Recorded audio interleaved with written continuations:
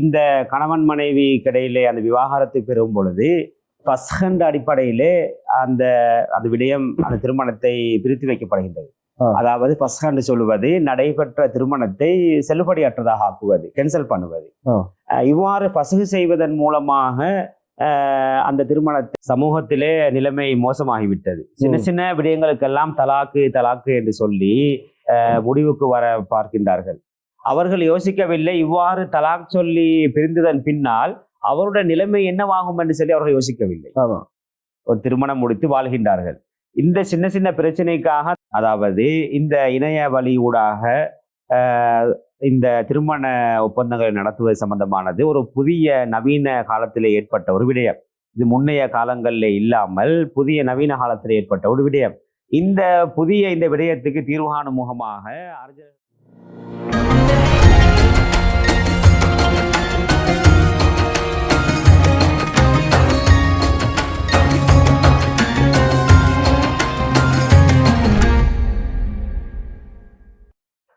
அஸ்ஸலாமு அலைக்கும் வரஹ்மத்துல்லாஹி வபரகாத்துஹு. அறிவின் வெளிச்சம் நிகழ்ச்சியின் வாயிலாக மீண்டும் ஒரு கலந்துரையாடலிலே சந்திப்பதில் மிக்க மகிழ்ச்சி அடைகின்றேன்.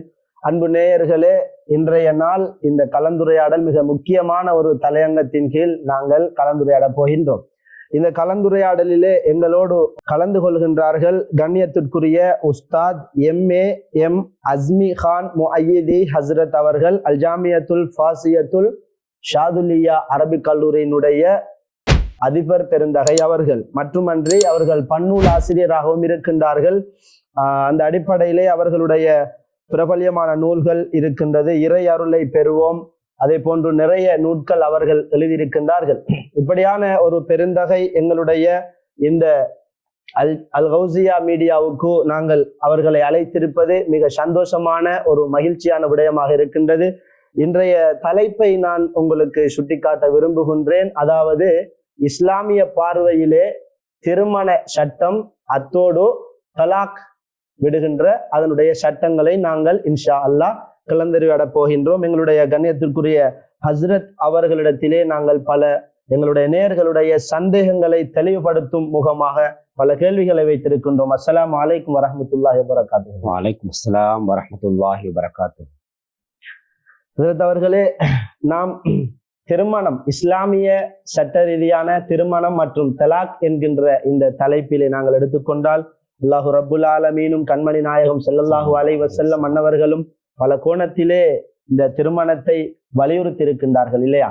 அந்த அடிப்படையிலே நாயகம் ஸல்லல்லாஹு அலைஹி வஸல்லம் அன்னவர்கள் வாலிபர்களை குறித்து, வாலிப குலாமே, உங்களில் யார் திருமணத்திற்கு சக்தி பெற்றிருக்கின்றாரோ, பொருளாதார ரீதியிலும் அவருடைய உடல் ரீதியிலையும் யார் சக்தி பெற்றிருக்கின்றாரோ அவர் திருமணம் முடித்து கொள்ளட்டும், இல்லை என்றால் நோன்பு நோட்டு கொள்ளட்டும் என்று சொல்லியிருக்கின்றார்கள்.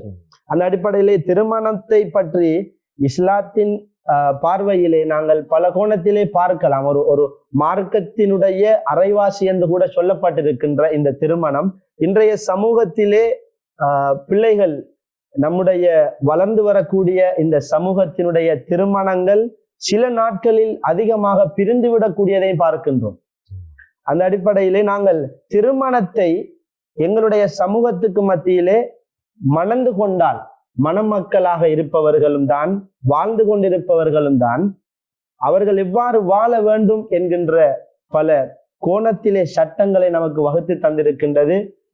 பல கேள்விகள் இங்கே நம்முடைய நேயர்கள் மூலமாக கேட்கப்பட்டிருக்கின்றது. அந்த அடிப்படையிலே ஒரு கேள்வி இருக்கின்றது என்னவென்றால், ஒரு பெண்மணியினுடைய கணவர், ஒரு பெண்ணினுடைய கணவர், அவர் இன்னும் ஒரு திருமணம் முடிப்பதற்கு ஆசைப்படுகின்றார். தனக்கு 2 குழந்தைகளும் இருக்கின்றது. சரியான முறையிலே அவர் கவனிப்பதும் கிடையாது. இவர்களை பராமரிப்பதிலும் அவர் கவனீனமாக இருக்கின்றார். அதோடு இன்னும் ஒரு திருமணமும் முடிப்பதற்கு இவர் நாடுகின்றார். இதற்கான சட்டம் என்ன? இப்படியான கணவரோடு நான் தொடர்ந்தும் வாழ வேண்டுமா, அல்லது எனக்கு என்ன சட்டம் இஸ்லாம் சொல்லுகின்றது என்கின்ற ஒரு கேள்வி ஒரு பெண்மணியினூடாக கேட்கப்பட்டிருக்கின்றது. பிஸ்மில்லாஹிர் ரஹ்மானிர் ரஹீம். அல்ஹம்துலில்லாஹி ரப்பில் ஆலமீன். வஸ்ஸலாத்து வஸ்ஸலாமு அலா சய்யிதினா முஹம்மதின் வ அலா ஆலிஹி வ ஸஹ்பிஹி அஜ்மஈன். அம்மா பாத். அல் கௌசியாவின் அறிவின் வெளிச்சம் நிகழ்ச்சியிலே கலந்து கொள்ள பாக்கியம் கிடைத்ததை இட்டு முதற்கண் அல்லாஹு தாலாவை புகழ்வதோடு இதை ஏற்பாடு செய்த அனைவர்களுக்கும் எனது மனமார்ந்த நன்றிகளை தெரிவித்துக் கொள்கின்றேன். இங்கே இந்த கேட்கப்பட்ட இந்த கேள்வியின் பிரகாரம் ஒன்றுக்கு மேற்பட்ட பெண்களை திருமணம் முடிக்கலாமா என்ற அடிப்படையிலே தான் இந்த கேள்வி அமைந்திருக்கின்றது. இஸ்லாம் ஒன்றுக்கு மேற்பட்ட பெண்களை திருமணம் முடிப்பதை அனுமதிக்கின்றது. அதில் எந்த விதமான பிரச்சனைகளும் கிடையாது. எனவே ஒன்றுக்கு மேற்பட்ட பெண்களை முடிப்பதற்கு இஸ்லாம் அனுமதிக்கின்றது. ஆனால் இதை நாங்கள் சும்மா ஒரு சாதாரண விடயமாக நினைத்துக் கொள்ளக்கூடாது. அதற்கென்று இஸ்லாம் பல நிபந்தனைகளை வைத்திருக்கின்றது, பல சட்டத்திட்டங்களை வைத்திருக்கின்றது. அவ்வாறு அந்த சட்டத்திட்டங்களுக்கு கட்டுப்படுபவர்களுக்கு தான் பல திருமணங்கள் முடிக்க முடியும். அவ்வாறு இல்லாவிட்டால் முடிப்பதற்கு இஸ்லாம் அனுமதி கொடுக்கவில்லை. இந்த அடிப்படையை நாங்கள் சரியாக புரிந்து கொள்ள வேண்டும். இஸ்லாம் அனுமதி கொடுக்கவில்லை என்கின்ற பொழுது எப்படியெல்லாம் இருந்தால் அனுமதிக்கவில்லை? 4 திருமணம் முடிப்பதற்கு அனுமதி இருக்கின்றது என்றால் எப்படி இருந்தால் அனுமதி இல்லை என்பதையும் சொன்னால் அது சம்பந்தமாக நாங்கள் பார்க்கும் பொழுது சுருக்கமாக சொன்னால் 3 நிபந்தனைகளை பார்க்கலாம். அதிலே அல்லாஹு தாலா அல் குர்ஆனிலே சொல்லி காட்டக்கூடிய விடயம்தான் ஃபைன் ஹிஃப்தும் அல்லா தஅதிலு ஃபவாஹிதா.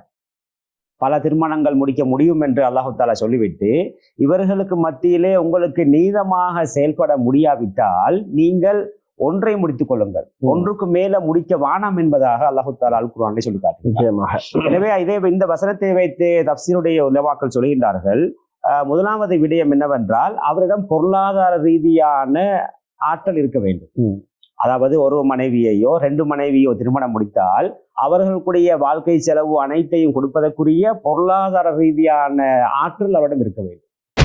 இரண்டாவது விடயம் இரண்டாவது விடயம் உடல் ரீதியான ஆற்றலும் இருக்க வேண்டும். இன்னொரு மனைவியை முடித்தால் அவர்களுடைய தேவைகளை பூர்த்தி செய்யக்கூடிய அளவுக்கு உடல் ரீதியான ஆற்றலும் அவருக்கு இருக்க வேண்டும். மூன்றாவது தான் நீதமாக செயல்பட வேண்டும். அதாவது 2 மனைவியையும் சரிசமமாக எந்த விதமான குறைகளும் இல்லாமல் 2 பேரையும் சரிசமமான நிலையிலே பார்க்க வேண்டும், கவனிப்பதில் சரிசமனாக பார்க்க வேண்டும். அவ்வாறு இல்லாமல் ஒரு மனைவியை ஒருவாறும் இன்னொரு மனைவியை வேறுவாறும் பார்க்கறதுக்கு இஸ்லாத்திலே எந்த விதமான அனுமதியும் கிடையாது.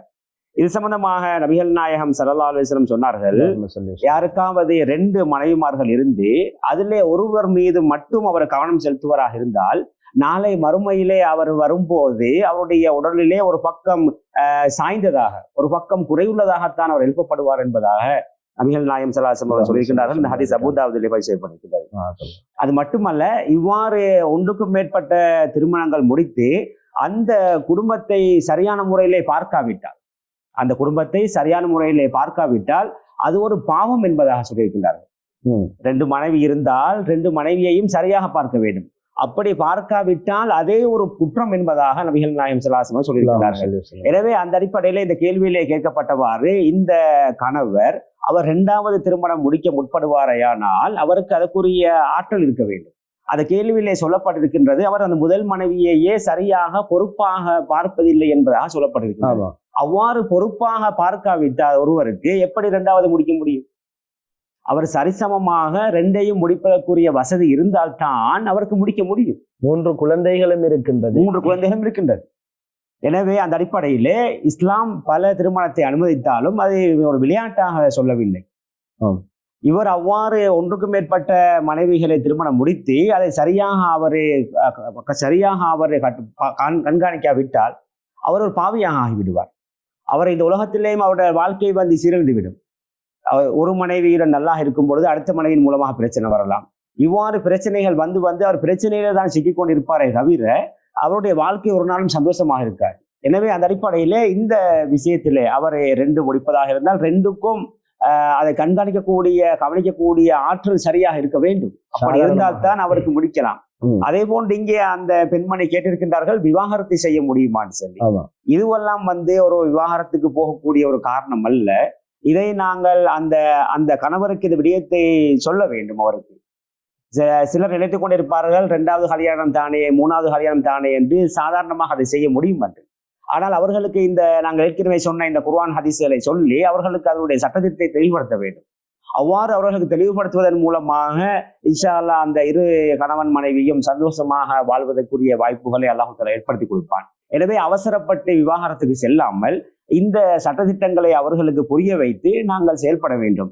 நிறைய இடங்களிலே இவ்வாறான சட்டத்திட்டங்களை பேணாமல் பல திருமணம் முடித்ததன் காரணமாக இந்த அவர்களுடைய வாழ்க்கை சீரழிந்து செல்கின்றது. முதலாவது மனைவியும் இல்லை, இரண்டாவது மனைவியும் இல்லை என்று அவருடைய வாழ்க்கை சீரழிந்து செல்கின்றது. எனவே அவ்வாறான அந்த நிலைக்கு செல்லாமல் இந்த இஸ்லாமிய சட்டத்திட்டங்களை பேணினால் அந்த இருவருடைய வாழ்க்கையும் சந்தோஷமாக அமையும்.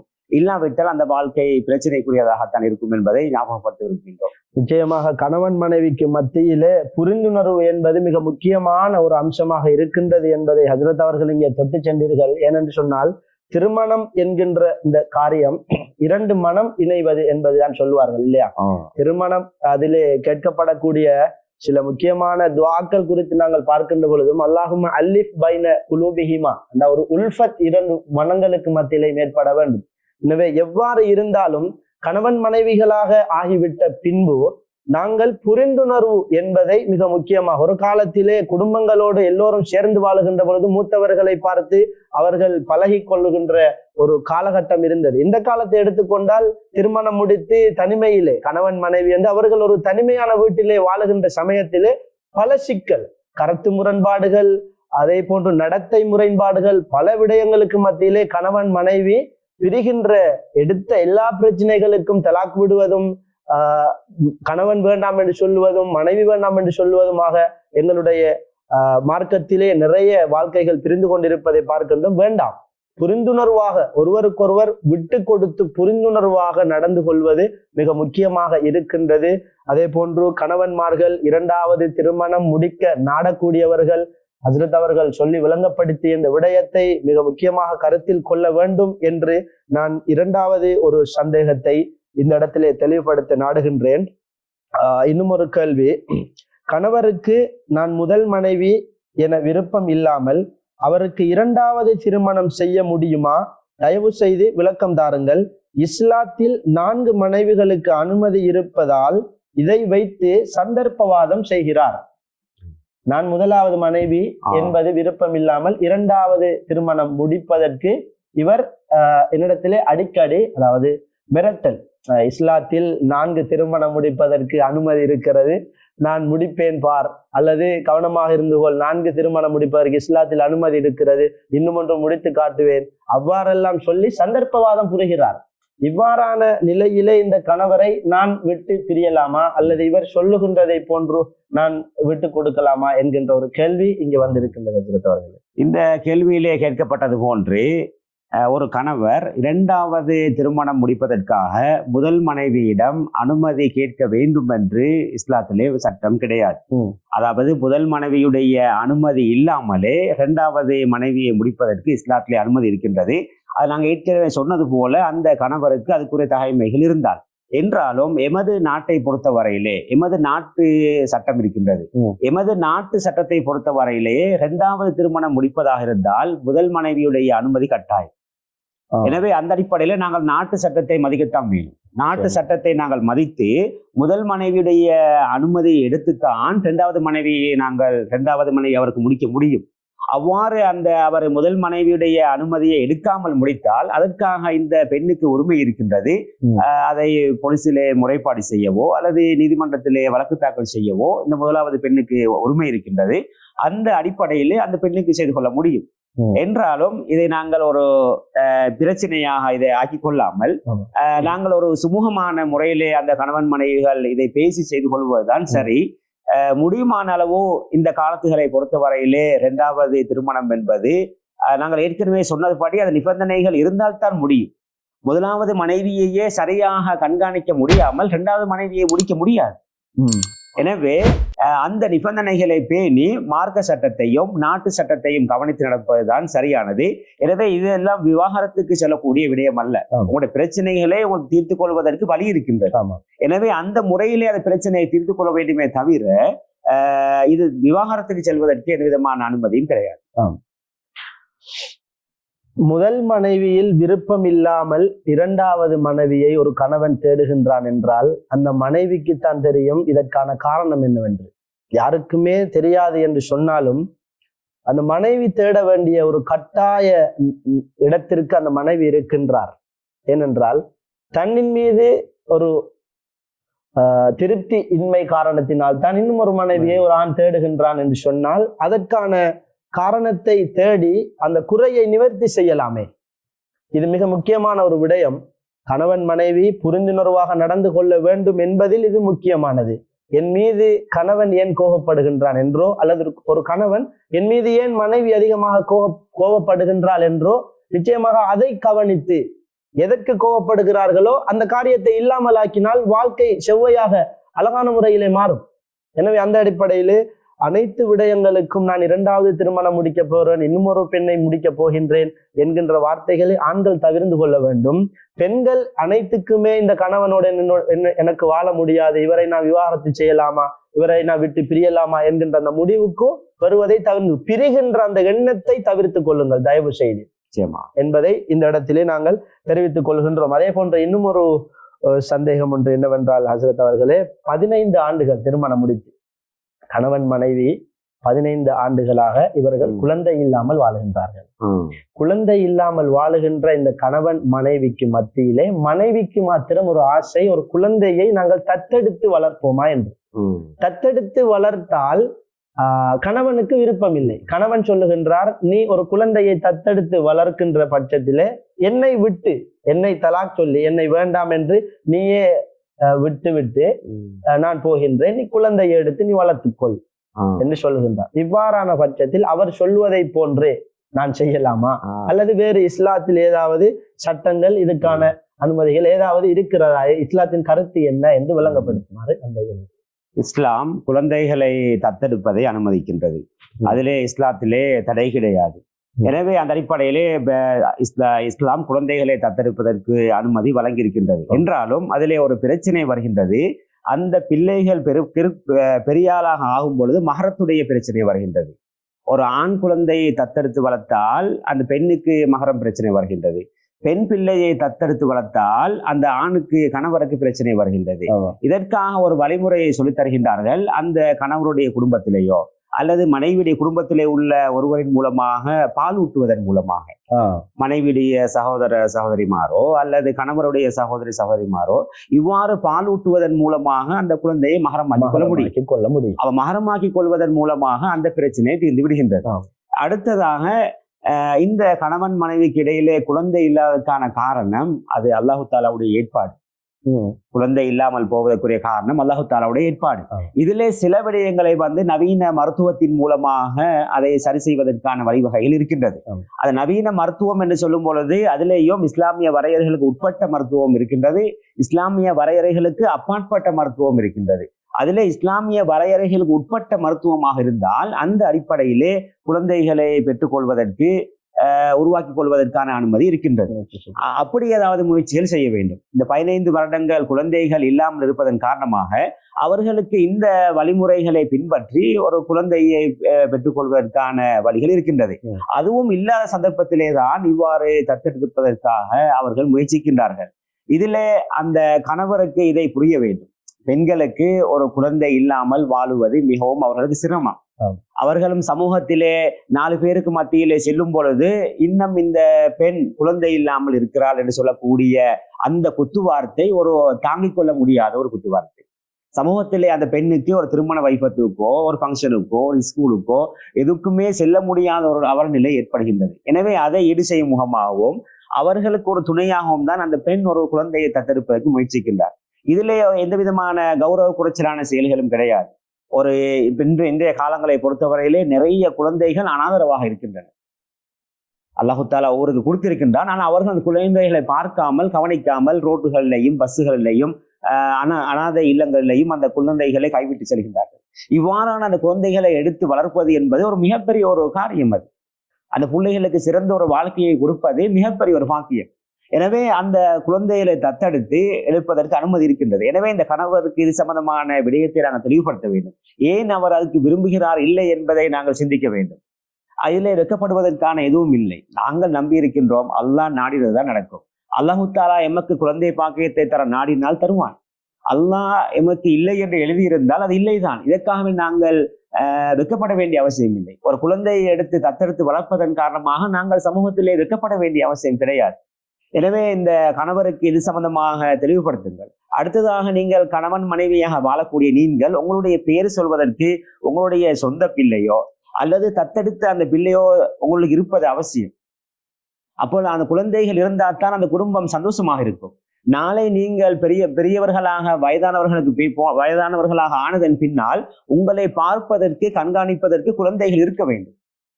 எனவே இவ்வாறான பல காரணங்கள் மூலமாக தத்தெடுப்பதிலே எந்த விதமான பிரச்சனையும் கிடையாது. நாங்கள் ஏற்கனவே சொன்னதன் பிரகாரம். எனவே இந்த மனைவி அந்த கணவருக்கு இது சம்பந்தமான விடயங்களை எடுத்துரைத்து இதனுடைய சாதக பாதங்களை தெளிவுபடுத்தி அந்த கணவரை விருப்பப்பட வைத்து அவர்களுடைய வாழ்க்கையை சந்தோஷமாக கொண்டு போவதுதான் சரியானது. எந்த அளவு விவாகரத்து செய்வதற்குரிய ஒரு விடயம் அல்ல. ஒரு பெண் வாழக்கூடிய சந்தர்ப்பத்திலே எப்பொழுதும் கணவருக்காகத்தான் முழு வாழ்க்கையையும் கணவருக்காக அர்ப்பணிக்க வேண்டும். எப்பொழுது ஒரு பெண் முழு வாழ்க்கையையும் கணவருக்காக அர்ப்பணிக்கின்றாலோ அந்த வாழ்க்கை சந்தோஷமாக இருக்கும். அது ஏழ்மையாக இருந்தாலும் சரி, குழந்தை இல்லாமல் இருந்தாலும் சரி, அனைத்து விடயமாக இருந்தாலும் சரி, கணவருக்காக வாழ்க்கையை அர்ப்பணிக்க வேண்டும். இது நாங்கள் அடிமைத்தனம் என்று சொல்லவில்லை. உண்மையான வாழ்க்கை அதுதான். ஒரு மனைவி கணவருக்கு வாழ்க்கையை அர்ப்பணிக்க வேண்டும். கணவர் தான் வாழ்க்கை என்ற ஒரு நம்பிக்கையிலே ஒரு பெண் வாழ்வாளே என்றால் அவருடைய வாழ்க்கை நிச்சயமாக சந்தோஷமாக அமையும். அவர்கள் அல்லாஹு தாலாவுடைய உதவி நிச்சயமாக கிடைக்கும். இவ்வளவு காலமும் குழந்தை இல்லாவிட்டாலும் அல்லாஹு தாலா குழந்தை பாக்கியத்தை கொடுப்பார். இவ்வளவு காலமும் குழந்தை பாக்கியம் இல்லாவிட்டாலும் அந்த கணவருக்காக வாழக்கூடிய அந்த எண்ணத்தின் காரணமாக நிச்சயமாக அல்லாஹு தாலா குழந்தைகளை அவர்களுக்கு கொடுப்பார். எனவே நாங்களும் அவர்களுக்காக பிரார்த்திக்கின்றோம். அவர்கள் சந்தோஷமாக வாழ்வதற்காக நாங்கள் மீண்டும் ஒரு முறை பிரார்த்திக்கின்றோம். ஆமீன். குழந்தையை தத்தெடுப்பது அவசியமா? நீங்கள் இப்பொழுது பேசிய வார்த்தையிலிருந்து எனக்கு ஒரு சந்தேகம் வந்தது.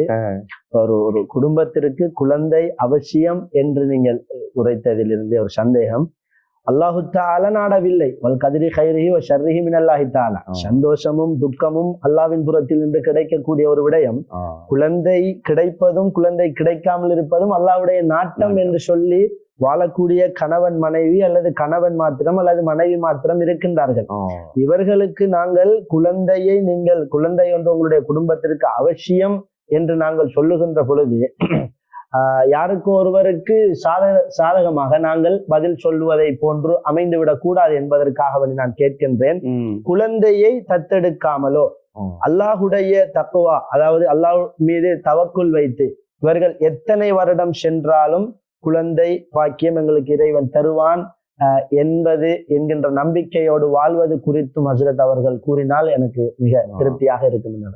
நாங்கள் ஏற்கனவே சொன்னதன் பிரகாரம் அல்லாஹு தாலாவுடைய ஏற்பாட்டை பொருந்து கொண்டு அவர்களுக்கு வாழலாம்.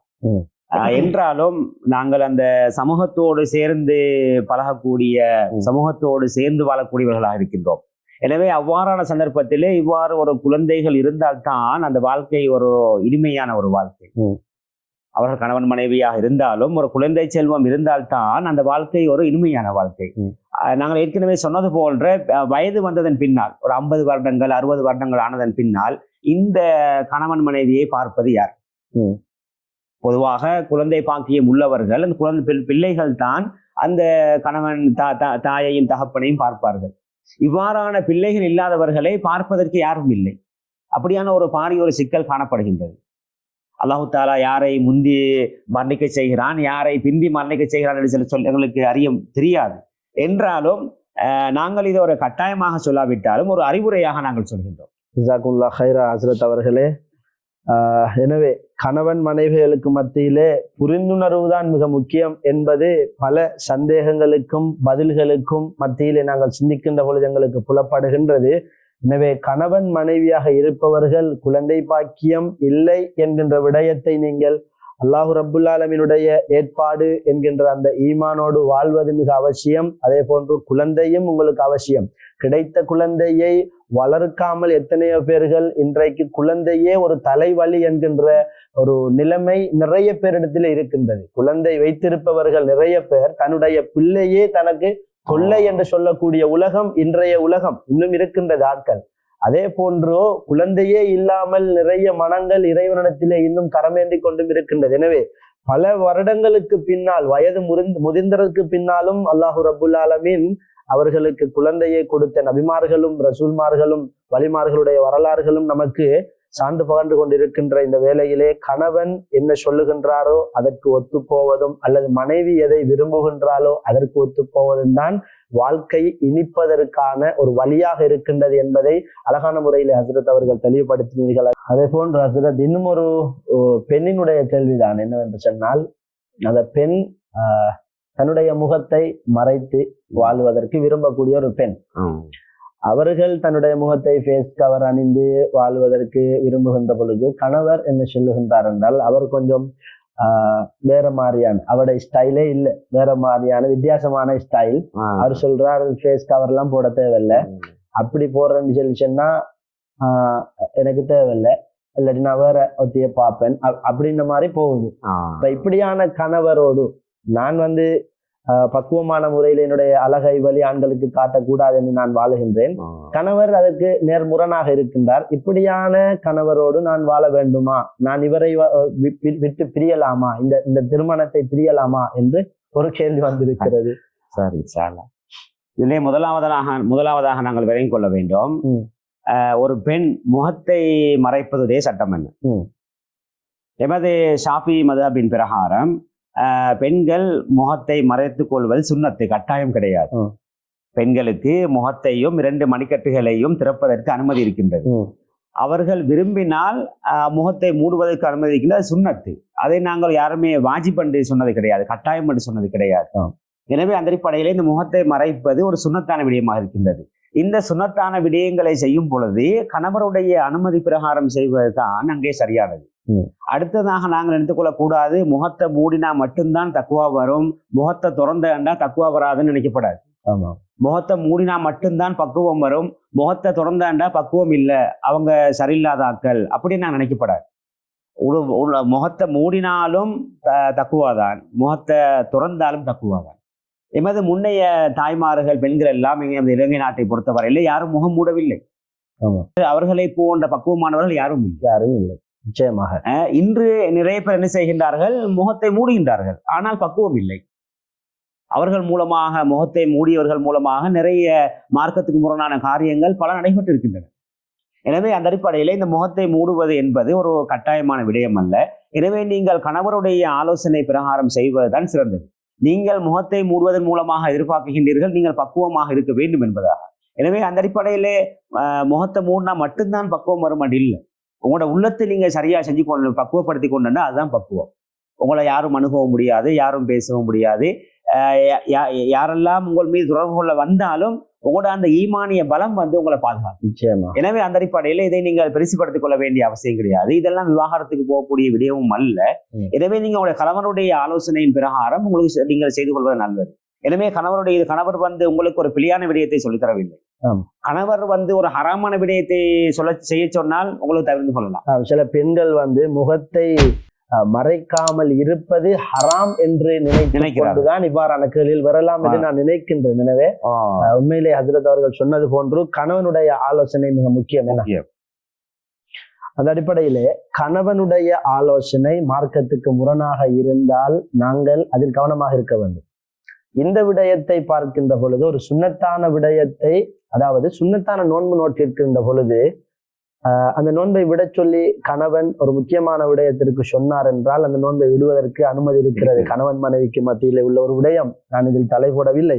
அருமையான அல்லாஹ்வின் நல்லடியார்களே, பெண்மணிகள் புரிந்து கொள்ள வேண்டிய முக்கியமான விடயங்கள் இந்த இடத்திலே கேள்விகளாக கேட்கப்பட்டு சந்தேகங்களாக எழப்பட்டு அதற்கான தீர்வுகளையும் அழகான விளக்கங்களையும் ஹஜ்ரத் அவர்கள் தந்து கொண்டிருக்கின்றீர்கள். அதே போன்று ஒரு பெண் தான் இன்னும் ஒரு கேள்வியும் கேட்டிருக்கின்றார்கள். ஆண்கள் கேள்வியே கேட்டில்லை என்று சொன்னால் இது ஒரு பெண்களுக்கான ஒரு நிகழ்வு என்ற காரணத்தினால், என் கணவர் தனது அலுவலகத்திலே பணிபுரிகின்ற ஒரு பணியாளரான பெண்ணை ஒருவருடன் தவறான உறவு வைத்திருக்கின்றார்.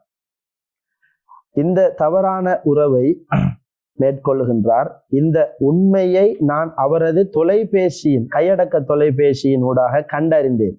எனக்கு 2 மாத குழந்தையும் உள்ளது. இஸ்லாமிய கொள்கைகளின் அடிப்படையில் நான் என்ன முடிவு எடுக்கலாம்? அவரை விவாகரத்து செய்ய எனக்கு உரிமை உள்ளதா? கையும் காலுமாக ஆள் மாட்டிருக்கிறார் கையடக்க தொலைபேசியில். இவரோடு நான் வாழ்க்கையை தொடர முடியுமா அல்லது நான் இவரை விட்டும் பிரிய அனுமதி இருக்கிறதா? இங்கே இந்த கணவருடைய ஒரு தகாத உறவு அம்பலமாக இருக்கின்றது. இதிலே நாங்கள் பல விடயங்களை பற்றி பேச வேண்டியிருக்கின்றது. முதலாவதாக விடயம், இந்த தகாத உறவினுடைய அந்த பாரதூரம் அந்த கணவருக்கு தெரியாமல் இருக்கலாம். இந்த தகாத உறவு, அதை நாங்கள் எங்களோட பாசையில செல்வதென்றால் ஜினா என்று சொல்லுவோம். இந்த ஜினாவுடைய விபரம், பாதிப்பு, அது கூடாது என்று தெரிந்தாலும் அதனுடைய பாதிப்பு அவர்களுக்கு தெரியாமல் இருக்கலாம். எனவே நாங்கள் அவர்களுக்கு இதனுடைய பாதிப்பை நாங்கள் தெளிவுபடுத்த வேண்டும். இது சம்பந்தமாக இமாம்கள் எங்களுக்கு பல விடயங்களை சொல்லித் தந்திருக்கின்றார்கள். அதாவது இந்த ஜினாவின் மூலமாக ஏற்படக்கூடிய விளைவுகள் இந்த உலகத்திலே மட்டுமல்ல, நாளை மறுமையிலேயும் பெரிய தண்டனை அல்லாஹ் தஆலா வைத்திருக்கின்றார்.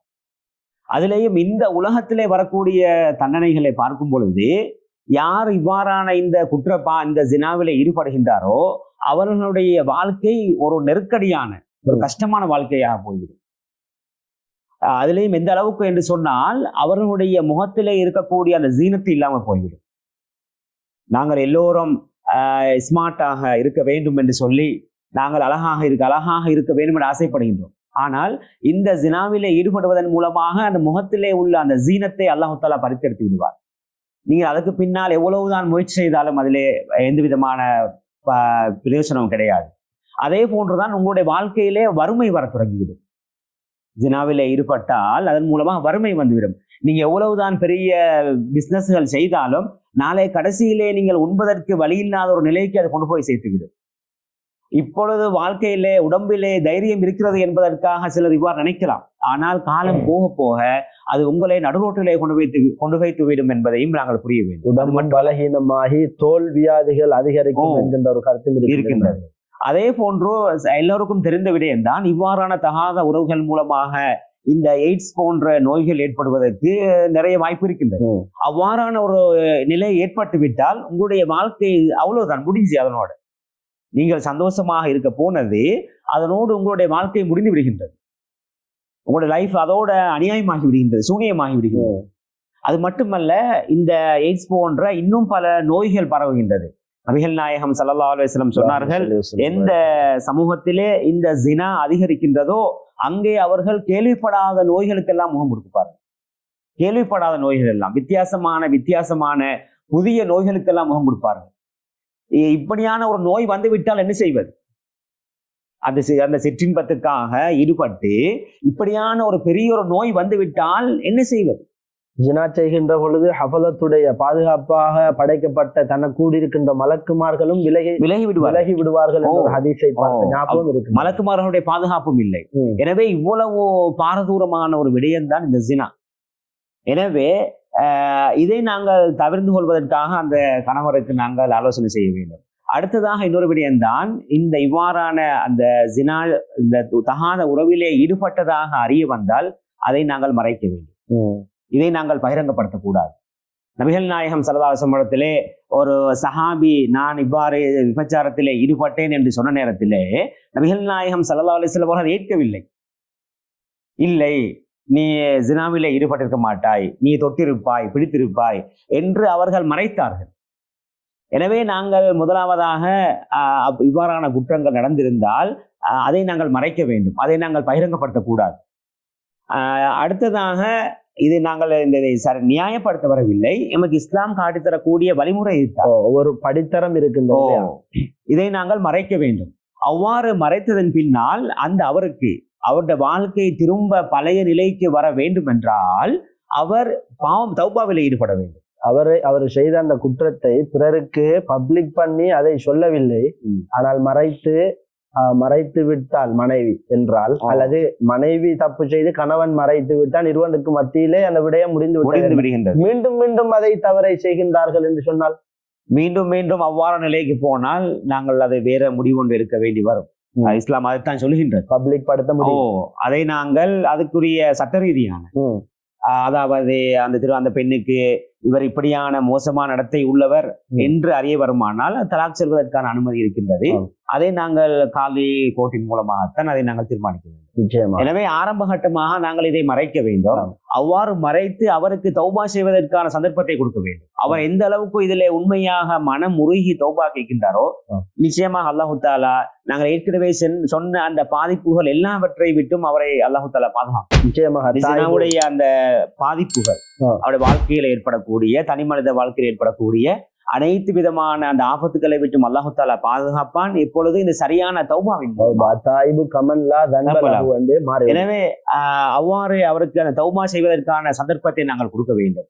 கொடுத்து அப்பையும் மௌலவி அவர்கள் கேட்டது போல அப்பையும் அவர் திருந்தவில்லை, திரும்ப திரும்ப இதே செயல்ல ஈடுபடுகின்றார்.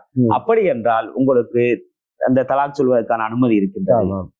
ஏன்னா இதை நீங்கள் சரியான முறையிலே காதி நீதிமன்றத்துக்கு சென்று உங்களுடைய முறைப்பாடுகளை முன்வைத்து உங்களுக்கு விவாகரத்து பெறுவதற்கு அனுமதி இருக்கின்றது. இது மார்க்கம் ஒரு அனுமதித்த ஒரு காரணம்.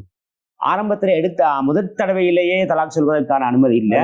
அதை நீங்கள் மறைத்து பிறகு என்ன செய்யலாம்? உங்களுக்கு அவர் அதை தொடர்பாக இருந்தால் காலி கோர்ட்டுக்கு சென்று உங்களுக்கு இந்த பிரச்சனையை தீர்த்துக் கொள்வதற்கு அனுமதி இருக்கின்றது. நிச்சயமாக குடும்பத்திற்காக வேண்டி செலவீனம் கொடுப்பது ஒரு ஆணுக்கு கட்டாயமான ஒரு விடயமாக இருக்கின்றது. அந்த அடிப்படையிலே நாங்கள் தொழில் எதையும் செய்யலாம், ஹலாலான முறையிலே சம்பாதிப்பதற்கு எந்த ஹலாலான தொழிலையும் செய்யலாம். எனவே அலுவலகத்திற்கு செல்லுகின்ற பொழுது அலுவலகத்திலே அங்க வேலை புரிகின்றவர்களோடு நாங்கள் பழகுகின்ற அந்த பழக்க வழக்கங்களில் தவறு ஏற்பட்டு விடாமல் பாதுகாத்துக் கொள்ள வேண்டும். தக்குவா, இறை அச்சம் எங்களுடைய உள்ளத்திலே நிச்சயமாக அது கவனமாக எங்களை நம்பித்தான் எங்களுடைய மனைவி அல்லது எங்களை நம்பித்தான் எங்களுடைய தாய் தந்தையர்களோ எங்களை அனுப்புகின்றார்கள். நாங்கள் செய்கின்ற இவர்களுக்கு செய்கின்ற மிக பெரும் துரோகம், அதை அடுத்து அல்லாஹுக்கு இந்த மார்க்கத்துக்கு செய்கின்ற மிக பெரும் துரோகம். ஆண்களும் தான் பெண்களும் தான் இந்த குற்றத்தை செய்கின்றார்கள். அந்த பக்கத்தில் பார்த்தால் ஒரு ஆண் ஒரு பெண்ணோடு தன்னுடைய மனைவியை விட்டு இன்னும் ஒரு பெண்ணோடு தப்பான உறவு வைத்திருக்கிறார். இந்த பக்கம் பார்த்தால் ஒரு பெண் தன்னுடைய கணவரை விட்டு இன்னும் ஒரு ஆணோடு தவறான உறவு வைத்திருக்கிறார். எனவே இருவர்களும் இதை புரிந்துணர்வாக யாருக்கும் யாரும் குறை வைக்காமல் புரிந்துணர்வான முறையிலே திருப்தியான முறையிலே மார்க்கத்துக்கு கட்டுப்படுத்தி வாழ்வது மிக முக்கியமானதாக இருக்கின்றது. அடுத்ததாக ஹஜ்ரத் அவர்களே ஒரு மனைவி கேட்கின்றார்கள் என்னவென்று சொன்னால், என்னுடைய கணவர் மாஷா அல்லா நல்ல மனிதர், என்னோடு அன்பாக பாசமாக நல்லா இருக்கக்கூடிய மனிதர். ஆனால் துரதிர்ஷ்டவசமாக என்னுடைய மாமியாரும் என்னுடைய மைத்துனி அதாவது மைனி மாமியாரும் மைனியும் கொஞ்சம் எங்களுக்கு மத்தியிலே ஃபித்னாவை ஏற்படுத்துகிறார்கள். அப்படி என்றால் என்னுடைய மாமா அதாவது மாமனார் அவர் வெளிநாட்டிலே நிற்கின்றார், அவர்கள் சம்பாதிக்கின்றார்கள், எல்லாம் செய்கின்றார்கள். ஆனால் மைனிக்கு தேவையான பொருளாதாரமான விஷயங்கள், பணம் கொடுப்பதாக இருந்தாலும் என்ன தேவையாக இருந்தாலும் என்னுடைய கணவனை தான் கொடுக்க சொல்லுகின்றார்கள். உம்மாவும் அப்பாவும் கொடுக்க சொல்றதால என்னுடைய கணவர் கட்டாயம் கொடுக்கிறார். இவ்வாறு இவர்கள் கொடுப்பதாலும் என்னுடைய மைனி எல்லா கஷ்டத்தையும் என்னுடைய கணவன் தான் சொல்றார். இப்படியான பட்சத்துல எங்களுக்கு மத்தியிலே திருமண பந்தத்திலே பிளவு ஏற்படுகின்றது, பித்னா வருகின்றது. இவ்வாறு இருக்கின்ற சந்தர்ப்பத்தில் இந்த நிலைமைக்கு தீர்வு இஸ்லாம் என்ன சொல்லுகின்றது என்று கேட்கின்றார். பொதுவாகவே கணவர் தான் இதனுடைய நிலைமையை கையாள வேண்டும். கணவருக்கு மனைவியை பார்க்க வேண்டிய பொறுப்பும் இருக்கின்றது, அதே போன்று அவருடைய சகோதரியை பார்க்க வேண்டிய பொறுப்பும் இருக்கின்றது. இதிலே கணவர் அவருடைய வருமானத்துக்கு ஏற்றவாறு அவர் செயல்பட வேண்டும். அவருடைய வருமானத்துக்கு ஏற்றவாறு இப்ப செயல்பட்டு மனைவிக்கு குறை வைத்து விடவும் கூடாது, அதே போன்று இங்கே சகோதரிக்கு குறை வைத்து விடவும் கூடாது. அந்த பெண்மணி கேள்வியை தொடர்ந்து முடித்திருக்கின்றார். எவ்வாறு என்று சொன்னால், தயவு செய்து உதவுங்கள், அவ்வாறு முடித்திருக்கிறார் அந்த கேள்வியை. அதைத்தான் நாங்கள் சொல்கின்றோம். இது கணவருடைய கையிலே தான் இருக்கின்றது இதை நிர்வகிக்கக்கூடிய முறை. எனவே அந்த அடிப்படையிலே கணவருக்கு போதுமான வருமானம் இருக்குமானால் அவருடைய மனைவிக்கும் தாராளமாக செலவழித்து தனது சகோதரிக்கும் செலவழிக்கக்கூடிய ஆற்றல் கணவருக்கு இருக்குமானால் அவர் அல்ஹம்துலில்லாஹ் அவர் செலவழிப்பதன் மூலமாக எந்த விதமான குறையும் இல்லை. அல்லாஹு தஆலா ஒரு நாளும் குறைக்க மாட்டான். அவருடைய சகோதரியை பார்ப்பதன் மூலமாக, தாயை பார்ப்பதன் மூலமாக, அவருக்கு செலவழிப்பதன் மூலமாக அல்லாஹு தஆலா ஒரு நாளும் குறை வைக்க மாட்டார். எனவே அவ்வாறு இல்லாமல் அந்த கணவருடைய வருமானம் ஒரு லிமிட்டிலே ஒரு அளவோடு இருக்குமானால் இங்கே அவர் மனைவிக்குத்தான் முதலாவது இடம் கொடுக்க வேண்டும். ஏன் இந்த தங்கை இந்த அவருடைய சகோதரியை கண்காணிப்பதற்கு அவருடைய பெற்றோர்கள் இருக்கின்றார்கள். இந்த சகோதரியை கவனிப்பதற்கு அவருடைய பெற்றோர்கள் இருக்கின்றார்கள். எனவே அந்த அடிப்படையிலே இந்த நிலைமையை கணவர் அவருடைய கண்ட்ரோலிலே வைத்து அவருடைய வசதிக்கு ஏற்றவாறு அவர் இந்த விடயத்தை கையாள வேண்டும். அவ்வாறு கையாள்வதன் மூலமாக இந்த பிரச்சனையை முடிக்கலாம். அவ்வாறு இல்லாமல் இதை நாங்கள் ஒரு பக்கத்துக்கு எடுத்தால், அந்த கேள்வி கேட்ட சகோதரர் நினைக்கிறார் கணவர் அவருடைய சகோதரிக்குத்தான் செலவழிப்பதாக. எனவே வசதி வாய்ப்பு இருந்தால் செலவழித்ததில் எந்த விதமான பிரச்சனையும் கிடையாது. இவருடைய குடும்பத்துக்குள்ள ஏதாவது அவ்வாறு செலவழிப்பதன் மூலமாக இவங்கள் குடும்பத்துடைய வருமானத்தில் ஏதாவது பிரச்சனை வருமென்றால் தான் நாங்கள் யோசிக்க வேண்டும்.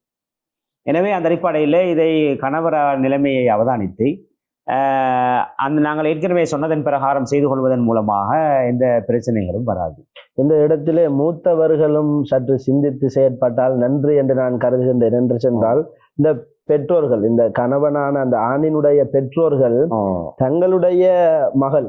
தங்களுடைய மகளினுடைய இந்த தேவையை, அவருக்கான செலவை இந்த பெற்றோர்கள் பார்க்கலாம் என்று இருக்கின்ற பொழுது அவர்கள் பார்க்கலாம் தானே, பார்க்கலாம். ஒரு மகன் அவனுடைய குடும்பத்தை, அவனுடைய மனைவியை, மக்களை அவன் செலவழிப்பது இஸ்லாம் அவனுக்கு கடமையாக்கி இருக்கின்றது என்பதையும் அந்த பெற்றோர்கள் உணர்ந்து கொண்டு அந்த சகோதரன் சகோதரிக்கு உதவி செய்ய வேண்டும், செலவு செய்ய வேண்டும் என்பது கட்டாயம் அல்ல.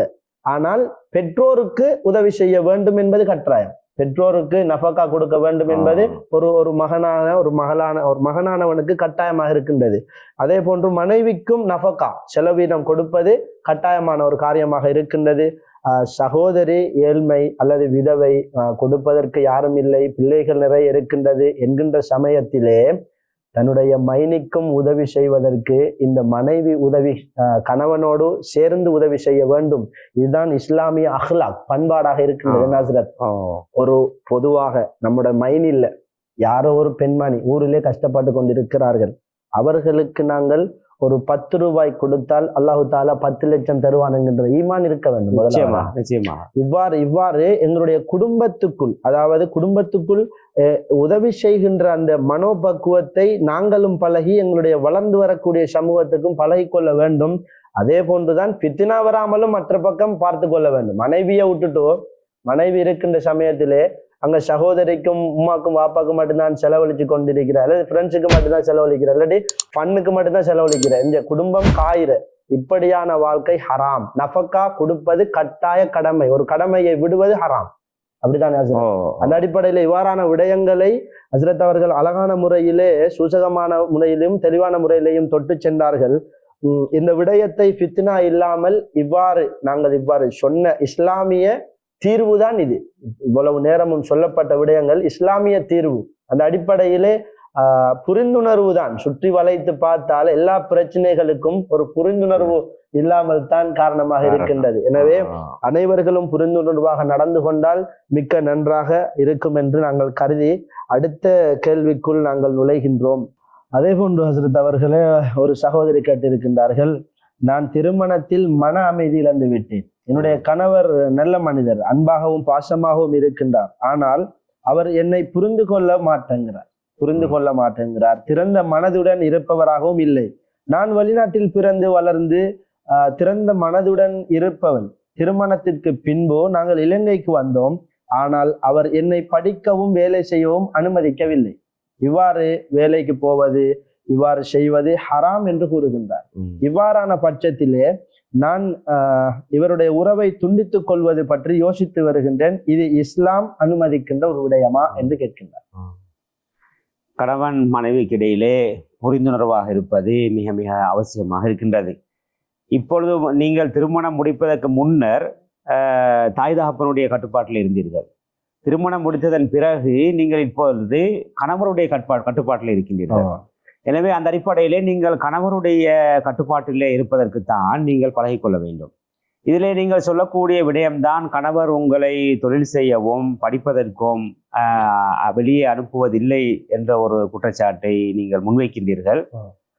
இதிலே உள்ள விடயங்கள் சாதாரணமாக எமது இலங்கை நாட்டை பொறுத்தவரையிலே கணவருடைய சம்பாத்தியம் போதுமாக இருக்குமானால் மனைவி வெளியிலே தொழில் செய்ய வேண்டிய அவசியம் கிடையாது. வெளிநாடுகளை போல இங்கே போய் தொழில் செய்வது ஒரு இலகுவான விடயம் அல்ல. இங்கே செல்வதன் மூலமாக அந்த குடும்ப உறவிலே சில நேரங்களில் பாதிப்புகள் ஏற்படலாம். இந்த பிள்ளைகளை கண்காணிப்பது, பிள்ளைகளை வளர்ப்பது, கணவனை கண்காணிப்பது, கணவனுடைய வேலைகளை செய்வது, இப்படியான பல விடயங்களிலே பாதிப்புகள் வரலாம். அது மட்டுமல்ல, போதுமான ஒரு வருமானம் இருக்கும் பொழுது திரும்ப இன்னும் மனைவியும் தொழில் செய்ய வேண்டிய அவசியம் கிடையாது. அங்கே தொழில் செய்யக்கூடிய இடத்திலே பல பிரச்சனைகள் இருக்கின்றன. அது இது அந்நிய கலாச்சாரங்கள் மிக்க உள்ள ஒரு நாடாக இருக்கின்றது. அங்கே அநேகமானவர்களோடு புழங்குவதற்கான வாய்ப்பு ஏற்படுகின்றது. இதன் காரணமாக அது வாழ்க்கையிலே ஒரு கஷ்டமான நிலையைத்தான் சந்திக்க வேண்டி வரும். அதன் காரணமாகத்தான் கணவர் உங்களை தொழிலுக்கு செல்ல வேண்டாம் என்று சொல்கின்றார். அதாவது உங்களுடைய நலவுக்குத்தான் கணவர் அவ்வாறு சொல்கின்றார். எனவே இவ்வாறு இந்த தொழிலுக்கு செல்லக்கூடிய இந்த குடும்பத்தில் உள்ள பிள்ளைகளுடைய வாழ்க்கையிலே நிறைய பாதிப்புகள் வந்திருக்கின்றது. அந்த மனைவி தொழிலுக்கு செல்வதன் மூலமாக வீட்டிலே யாராவது தாயாரோ மாமியாரோ இருந்தால் பிரச்சனை இல்லை. அவ்வாறு இல்லாவிட்டால் இந்த குழந்தைகளை கண்காணிப்பதிலே, வீட்டு வேலைகளை கண்காணிப்பதில் நிறைய பிரச்சனைகள் இருக்கின்றது. எனவே அதன் காரணமாகத்தான் கணவர் அதை வேண்டாம் என்று சொல்கின்றார். எனவே அந்த அடிப்படையில் இதை உங்களுக்கு தவிர்த்து கொள்வதுதான் சிறந்தது. அடுத்ததாக நீங்கள் கேட்ட விடயம் இந்த கல்வி கற்பது சம்பந்தமான. இந்த கல்வியிலையும் இன்றைய காலங்களை பொறுத்தவரையிலே வீட்டிலிருந்தே கற்பதற்கான சந்தர்ப்பங்கள் அநேகம் இருக்கின்றன. இதிலே உங்களுடைய அத்தியாவசிய படிப்புகளாக இருந்தால் அதுக்கு நிச்சயமாக கணவர் அனுமதி கொடுக்க வேண்டும். நீ சாதாரணமாக ஒரு கல்வியிலே ஒரு மட்டத்தை அடைந்திருந்தால், சாதாரணமாக நீங்கள் BA தரத்தை அடைந்திருக்கிறீர்கள், நீங்கள் ஒரு MAக்கு படிக்க ஆசைப்படுகிறீர்கள் என்றால் இதற்கான வழிகளை கணவரை முடியுமான அளவு செய்வதுதான் இந்த சமூகத்துக்கு செய்யக்கூடிய ஒரு உதவியாக இருக்கும். எனவே அவ்வாறு கற்பதற்கான வழிவகைகள் இருக்கின்றது. அதை மார்க்க விதிமுறைகளுக்கு உட்பட்டு கணவருக்கு தடை செய்ய முடியாது. மார்க்க விதிகளுக்கு அப்பால் செல்லாமல் மார்க்க விதிமுறைகளுக்கு உட்பட்டு அதை தடுப்பதற்கு கணவருக்கு அனுமதி கிடையாது. எனவே கணவரை அதை பரிசீலனை செய்து அனுமதிக்க வேண்டும். தொழில் செய்வது என்பது அது ஒரு வரவேற்கத்தக்க விடயம் அல்ல. இஸ்லாமிய வரலாற்றிலே சஹாபி பெண்மணிகள், நபிகள் நாயகம் ஸல்லல்லாஹு அலைஹி வஸல்லம் மனைவிமார்கள் வீட்டிலே தான் இருந்திருக்கிறார்கள். அவர்கள் வீட்டிலே ஏதாவது கைத்தொழில்கள் செய்திருக்கிறார்களே அல்லாமல் அவர்கள் வெளியிலே சென்று தொழில்கள் அவர்கள் செய்யவில்லை. எனவே அந்த அடிப்படையிலே நீங்கள் இப்பொழுது கணவருக்கு கட்டுப்பட்டிருப்பதன் காரணமாக நீங்கள் இந்த அடிப்படையிலே செயல்படுவதுதான் நல்லது. அதுதான் உங்களுடைய வாழ்க்கை சந்தோஷமாக இருப்பதற்கும் காரணம். நீங்கள் வேலைக்கு சென்றால் கணவர் வீட்டிலே இருப்பார், கணவர் வேலைக்கு சென்ற நேரத்திலே நீங்கள் வீட்டிலே இருப்பீர்கள். இதன் காரணமாக 2 பேரும் சந்தோஷமா இருக்கக்கூடிய நேரங்களும் குறைவாக இருக்கும். வேலைக்கு சென்று விட்டு வீட்டுக்கு வந்தால் கூட மன அழுத்தங்கள், பிரச்சனைகள் இருப்பதன் காரணமாக குடும்ப வாழ்க்கையை கொண்டு போகுவதும் ஒரு சிரமமான காரியம். அவர் சொல்லுகின்றார், பெண் உழைக்க போவது ஹராம், பெண் படிப்பதற்கு போவது ஹராம், இதுவெல்லாம் ஹராம். திறந்த மனதுடன், அதாவது ஓப்பன் மைண்டட், இவ்வாறு இருப்பது இஸ்லாத்தில் அனுமதிக்கப்படவில்லை, இது ஹராம் என்கின்ற ஒரு விஷயத்தை அவர் சொல்லுகின்றார். சமூகமயமாக ஒரு பெண் இருப்பது கூடாது, சோசியல் மைண்டாக இருப்பது கூடாது என்று ஹராம் என்றே அவர் சொல்லுகிறாரு. இது சம்பந்தமான என்ன கருத்து என்று சொல்லுங்க. ஹராம் என்று சொல்லி எங்களுக்கு ஒரே முடிவாக எனக்கு சொல்ல முடியாது. ஒரு பெண்ணுக்கு வருமானம் இல்லை, வருமானம் இல்லாவிட்டால் அந்த பெண் தொழில் செய்ய சொல்வது அது மார்க்கத்தில் அனுமதி இருக்கின்றது. ஒரு போதிய அளவு வருமானம் இருக்கும் போது தொழில் செல்வதை இஸ்லாம் அனுமதிக்கவில்லை. ஏனெனில் அங்கே செல்வதன் மூலமாக நாங்கள் ஏற்கனவே சொன்னது போன்று பல பிரச்சனைகள் வருகின்றது. அது உங்களுடைய இந்த திருமணத்துடைய இந்த ஆரம்ப காலகட்டத்திலே அது உங்களுக்கு ஒரு சரியாக படலாம். ஆனால் குழந்தைகளோடு வாழும் பொழுது அதனுடைய சிரமம் பிறகு உங்களுக்கு விளங்கலாம். எனவே அந்த அடிப்படையிலே நீங்கள் கணவருடைய ஆலோசனைப்படிதான் நடத்துவது சிறந்தது. அதே போல கணவருக்கும் நாங்கள் சொல்வது, அவருடைய கல்வி கற்பதற்கு தடையாக இல்லாமல் மார்க்க விதிமுறைகளுக்கு உட்பட்டு கல்வி கற்பதற்கான சந்தர்ப்பத்தை ஏற்படுத்தி கொடுக்குமாறு நாங்கள் ஆலோசனை வழங்குகிறோம். இஸ்லாத்தின் அடிப்படையிலே கணவன் மனைவிக்கு மத்தியிலே நஃபகா, செலவினம் கணவனுக்கு மனைவி கொடுப்பது அவசியம் இல்லையே சட்ட ரீதியா. மனைவிக்குத்தானே கணவன் கொடுப்பது அவசியம். மனைவிக்கு கணவன் நஃபகா, அதாவது செலவினம் கொடுக்க வேண்டும் என்ற அவசியம் வாஜிப் இஸ்லாத்திலே கட்டாயம் இருக்கின்ற காரணத்தினால் கணவன் உழைக்க போக வேண்டும், அது அவசியம். ஹஸ்ரத் அவர்கள் சொல்லுகின்றதை போன்று, எனவே குடும்பத்திலே வருமானம் போதாமல் இருக்கின்றது என்கின்ற பட்சத்தில் ஒரு அனுமதி உண்டு இல்லையா? அந்த அடிப்படையிலே அவ்வாறு என்று சொன்னால் பரவாயில்லை.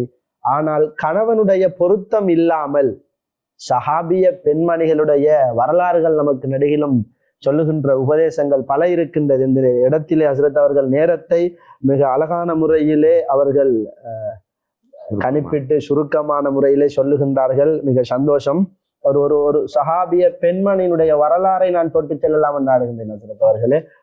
ஒரு கணவனுடைய கட்டளை, நான் வெளியே செல்லுகின்றேன், அதாவது அவர்கள் வியாபாரத்துக்கோ ஏதோ தொழில் நிமித்தம் செல்லுகின்றார்கள், நான் திரும்பி வரும் வரைக்கும் நீங்கள் இந்த வீட்டை விட்டும் எக்காரணம் கொண்டு வெளியேற வேண்டாம். இது கணவருடைய ஓர்டர். அந்த மனைவி அவ்வாறே பேணி பாதுகாப்பாக இருக்கிறார்கள். கணவன் எங்கேயும் போக வேண்டாம் என்று சொல்லிவிட்டார்களே, அதனால் போகவில்லை. பெருமானார் ஸல்லல்லாஹு அலைஹி வஸல்லம் அவர்களுடைய சபைக்கு கூட போகாமல் வீட்டிலே இருக்கிறார்கள். அந்த அளவுக்கு. இவ்வாறு இருக்கும் பட்சத்திலே அந்த பெண்ணினுடைய, அந்த சஹாபிய பெண்ணினுடைய தந்தை மரணம் அடைந்து விட்டார்களாம். அந்த மரண செய்தி கேட்டு இந்த பெண்மணி பெருமானார் ஸல்லல்லாஹு அலைஹி வஸல்லம் மன்னவர்களுக்கு ஒரு தூதுவரை அனுப்புகிறார்கள். நாயகமே யா ரசூலல்லாஹ், என் கணவர் ஒரு கட்டளை இட்டிருக்கிறார், வீட்டை விட்டும் எக்காரணம் கொண்டு வெளியே செல்ல வேண்டாம் என்று. ஆனால் தந்தை மரணித்து விட்டார்கள், தந்தையின் மரணத்திற்கு நாம் போய் வருவா? பெருமானார் ஸல்லல்லாஹு அலைஹி வஸல்லம் சொன்னார்கள், உன் கணவருக்கு கட்டுப்படு. இவ்வாறுதானே ஹஸ்ரத் அவர்கள், உன் கணவருக்கு கட்டுப்படு, உன்னுடைய கணவருடைய அந்த அந்த ஓர்டருக்கு நீங்க கட்டுப்பட வேண்டும் என்று சொல்லியிருக்கின்றார்கள். இதையும் நாங்கள் அறிந்து கொள்ள வேண்டும் சகோதரிகளே என்று நான் இந்த இடத்திலே ஞாபகப்படுத்திக் கொள்கின்றேன். அதே போன்று பெண்களை அடக்கி ஆள்வது ஆண்களுக்கு அழகல்ல. பெண்களை நாங்கள் அடக்கி அவர்களை அடக்குமுறையை கையாண்டு எங்களுடைய பலத்தை முழுமையாக பெண்களிடத்திலே காட்டுவதும் அழகல்ல. இஸ்லாமிய அடிப்படையில் இஸ்லாம் சொல்லுகின்ற அஹ்லாக்கும் ஒழுக்கமும் அதுவல்ல. அன்பான முறையிலே பண்பான முறையிலே இவ்வாறான விடயங்களை ஆண்கள் தெரிந்து பெண்களுக்கு சொல்லித்தர வேண்டும். பெண்களும் இவ்வாறான விடயங்கள், மார்க்க விடயங்கள், சட்டங்களை சொல்லுகின்ற பொழுது தங்களுக்கு சாதகமாக இல்லையே, சப்போர்ட்டாக இல்லையே என்று கோபித்து விட வேண்டாம். மார்க்கம் என்ன சொல்லுகின்றதோ அதைத்தான் இங்கே ஹஸ்ரத் அவர்கள் அழகான முறையில் சொல்லி தந்து கொண்டிருக்கின்றார்கள். எனவே எடுத்து நடக்கின்ற பட்சத்திலே நாங்களும் சொர்க்கத்து பெண்களாக மாறலாம் இன்ஷா அல்லாஹ். அல்லாஹ் ரப்புல் ஆலமீன் அனைவர்களையும் சொர்க்கத்து பெண்களாகவும் ஆண்களாகவும் மாற்றுவானாக. ஆமீன். இன்னும் ஒரு கேள்வி ஒன்று இருக்கின்றது. என்னவென்று சொன்னால், ஒரு திருமணம் முடித்து தலாக் சொல்லப்பட்டு இன்னும் ஒரு திருமணம் முடித்திருக்கின்ற ஒரு பெண்மணியினுடைய கேள்வி, என் முந்தைய கணவரை விவாகரத்திற்கு பிறகு மீண்டும் திருமணம் செய்து கொள்ள இஸ்லாமிய அடிப்படையில் அனுமதிக்கப்படுமா? ஒரு பெண்மணி ஒரு கணவனை தலாக் விடப்பட்ட நிலையிலே இருக்கின்ற பொழுது மீண்டும் அவரை திருமணம் முடிப்பதற்கு என்ன சட்டம்? இது சம்பந்தமான சட்டத்தெளிவை நாங்கள் பார்க்கும் பொழுது 2 வகையிலே இதை நாங்கள் பார்க்க வேண்டும்.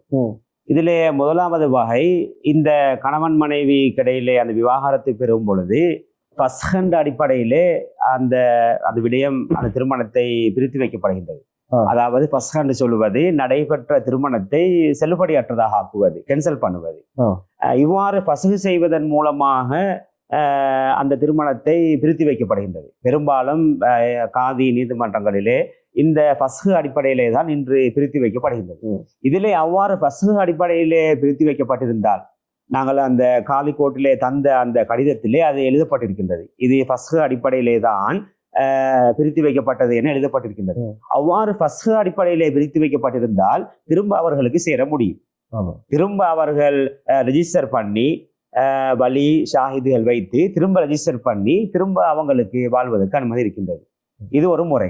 2வது முறை தலாக்கின் மூலமாக பிரிந்திருந்தால், 2வது முறை தலாக்கின் மூலமாக பிரிந்திருந்தால், அதிலே ஒரு தலாக் சொல்லப்பட்டிருந்தால், அந்த கணவர் மூலமாக ஒரு தலாக் சொல்லப்பட்டிருந்தால் அல்லது 2 தலாக் சொல்லப்பட்டிருந்தால் அவர்களுக்கு திரும்ப சேர்ந்து கொள்வதற்கான வாய்ப்பு இருக்கின்றது. அதிலேயும் அந்த 3 மாதங்களுக்குள்ளே சேர்வதாக இருந்தால் சாதாரணமாக சேர்ந்து கொள்ளலாம். அதாவது கணவர் நான் மனைவியை நான் திரும்ப உங்களோடு சேர்ந்து வாழ ஆசைப்படுகின்றேன் என்ற அந்த வார்த்தையை உபயோகிப்பதன் மூலமாக அவரோடு சேர்ந்து வாழலாம். 3 மாதங்கள் கடந்துவிட்டால் திரும்ப அந்த திருமண ஒப்பந்தத்தை திரும்ப நடத்த வேண்டும். அதாவது வலி ஷாஹிதெல்லாம் வைத்து அந்த பதிவை திரும்ப நடத்த வேண்டும். திரும்ப நடத்துவதன் மூலமாக அவர்களுக்கு சேர்ந்து வாழ்வதற்கு அனுமதிக்கின்றது. இதையும் தாண்டி 3 தலாக்குகளும் சொல்லப்பட்டிருந்தால், அந்த கணவர் மூலமாக மனைவிக்கு 3 தலாக்கும் சொல்லப்பட்டிருந்தால் இப்பொழுது சேருவது முடியாது. அவ்வாறு சேருவதாக இருந்தால் அந்த மனைவி இன்னொரு திருமணம் முடித்து, அதாவது இன்னொருவரை திருமணம் முடித்து அவரோடு குடும்பமாக வாழ்ந்து அந்த 2வது கணவர் அந்த பெண்ணை தலாக் சொல்லி இருக்க வேண்டும். 2வது கணவர் அந்த பெண்ணை தலாக் சொல்லி இருக்க வேண்டும்.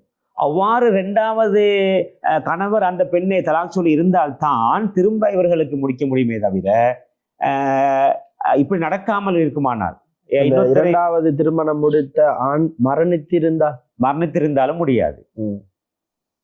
அதாவது 2வது அந்த கணவர் அந்த பெண்ணை தலாக் சொல்லி இருக்க வேண்டும்.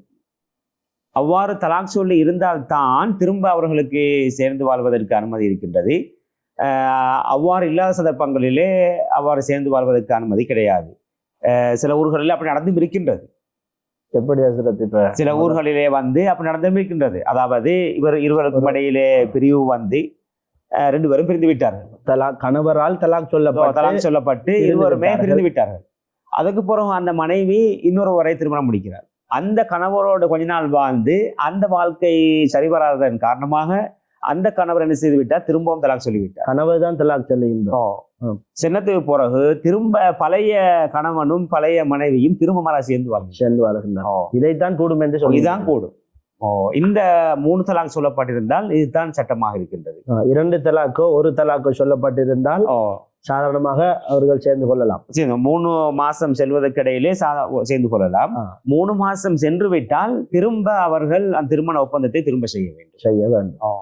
ஃபஸ்ஹ் என்று சொல்வது மனைவியின் தரப்பில் என்று வேண்டாம் என்று சொல்லி பிரிவதுதான். அப்படியா? ஃபஸ்ஹ் என்று சொல்லுவது அந்த குறைகள் இருப்பதன் காரணமாக, குறைகள் என்று சொல்லும் பொழுது அந்த கணவர் செலவு கொடுப்பதில்லை, அல்லது கணவருடைய மோசமான அந்த போதை வஸ்து பாவனைகள், இப்படியான காரணத்தின் மூலமாக இந்த கணவரை விட்டு பிரிவது. இன்று இந்த தலாக் என்பது சர்வசாதாரணமாக ஆகிவிட்டதன் காரணமாக இந்த காதி நீதிமன்றங்களிலே தலாக் என்ற வார்த்தையை பயன்படுத்துவதை விட்டுவிட்டு இந்த ஃபஸ்ஹ் அடிப்படையிலே தான் அவர்கள் செய்கின்றார்கள். ஏன்னால் இன்று சின்ன சின்ன பிரச்சனை எல்லாத்துக்குமே தலாக் என்று வந்து விடுகின்றது. திரும்ப திரும்ப சேர்ந்து வாழ்வதற்கு ஆசைப்படுகின்றார்கள். அதன் காரணமாக இந்த ஃபஸ்ஹ் அடிப்படையிலே தான் இன்று அதிகமான காதி நீதிமன்றங்களிலே அந்த அவர்கள் பிரித்து வைக்கின்றார்கள். அப்படி ஃபஸ்ஹின் அடிப்படையில் செய்திருந்தால் அவர்களுக்கு சேர்ந்து வாழ்வதற்கு அனுமதி இருக்கின்றது. அபுகலுல் ஹலாலி இலல்லாஹி அத்தலாக் என்று சொல்லி ஒரு ஹதீஸ் ஒன்று இருக்கின்றது. அப்படியா? இல்லது நான் மாறி சொல்கின்றேன்? இல்ல, சாரி. அல்லாஹுக்கு மிக கோபமான ஒரு ஹலாலான விடயம், மிக முக்கியமான ஒரு விடயம், திருமணம் முடித்திருக்கின்ற ஆண்கள் அறிய வேண்டிய மிக முக்கியமான ஒரு விடயம் அபுகலுல் ஹலாலி. ஹலால் தான், ஆனால் அல்லாஹ்வுக்கு கோபம், மிகவும் கோபம். அப்படியான ஒரு விடயம் தான் தலாக். தலாக் என்பதை சர்வசாதாரணமாக ஆண்களும் தான் பெண்களும் தான் நாங்கள் நினைத்து கொண்டிருக்கின்றோம். வேணாம் என்கிறது, மறாலும் சேரப்போறானுங்கிற, மறாலும் வேணான்னு சொல்ற, நான் சேரப்போறாங்க. அல்லாஹு தஆலா கோவிக்கின்றான். அல்லாஹுடைய அரிசி நடுங்கக்கூடிய நிலைமைதான் ஒரு கணவன் ஒரு மனைவியை தலாக் சொல்லுவது. என்ன ஒரு கணவன் ஒரு மனைவியை நான் தலாக் விடுகின்றேன் என்று சொல்லுகின்ற அந்த சமயம் அல்லாஹுடைய அரிசே நடுங்கக்கூடிய ஒரு நிலைதான் ஏற்படுத்துகின்றது இந்த தலாக் என்று சொன்னால், அருமையான சகோதரர்களே சகோதரிகளே, சாதாரணமான ஒரு விடயம் என்று நாங்கள் நினைத்து விடக் கூடாது. எனவே மேக்சிமம் எங்களால் முடியுமான அளவுக்கு சபர், பொறுமை வேண்டும், புரிந்துணர்வு வேண்டும். நமக்குள்ளே நாங்கள் சமாளித்துக் கொள்ளுவதற்கு பக்குவப்படுத்தி கொள்ள வேண்டும். இல்லாவிட்டால் எங்களுடைய குடும்பத்தில் இருக்கக்கூடிய மூத்தவர்களை அணுகி அவர்கள் மூலமாக யார் பிழையோ, கணவன் பிழை என்றாலும் மனைவி பிழை என்றாலும் யார் பிழையோ அவர்களுக்கு உபதேசம் செய்ய வேண்டும். அப்படித்தானே? இல்லாவிட்டால் ஒருவருக்கொருவர் பிரிந்திருந்து அவ்வாறான விடயங்கள் எல்லாம் படித்தரங்கள் எல்லாம் இருக்கின்றது. அது சம்பந்தமான விடயங்களை கட்டாயமாக படித்துக் கொள்ள வேண்டும் என்பதைத்தான் அந்த இடத்திலே தொட்டு செல்லுகின்றேன். தலாக்கு சாதாரணமாக விடக்கூடாது. அதே போன்று தலாக் விட்டால் பாருங்கள், இப்பொழுதோ இந்த சட்டத்தை ஹஸ்ரத் அவர்கள் அழகான முறையிலே சொன்னார்கள். தலாக் விட்டு இன்னும் ஒரு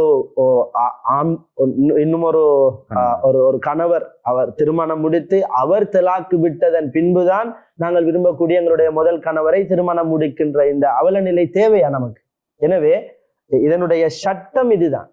ஒரு தலாக் சொல்லப்பட்ட ஒரு பெண்மணி, அதாவது முத்தலாக் சொல்லப்பட்ட ஒரு பெண்மணி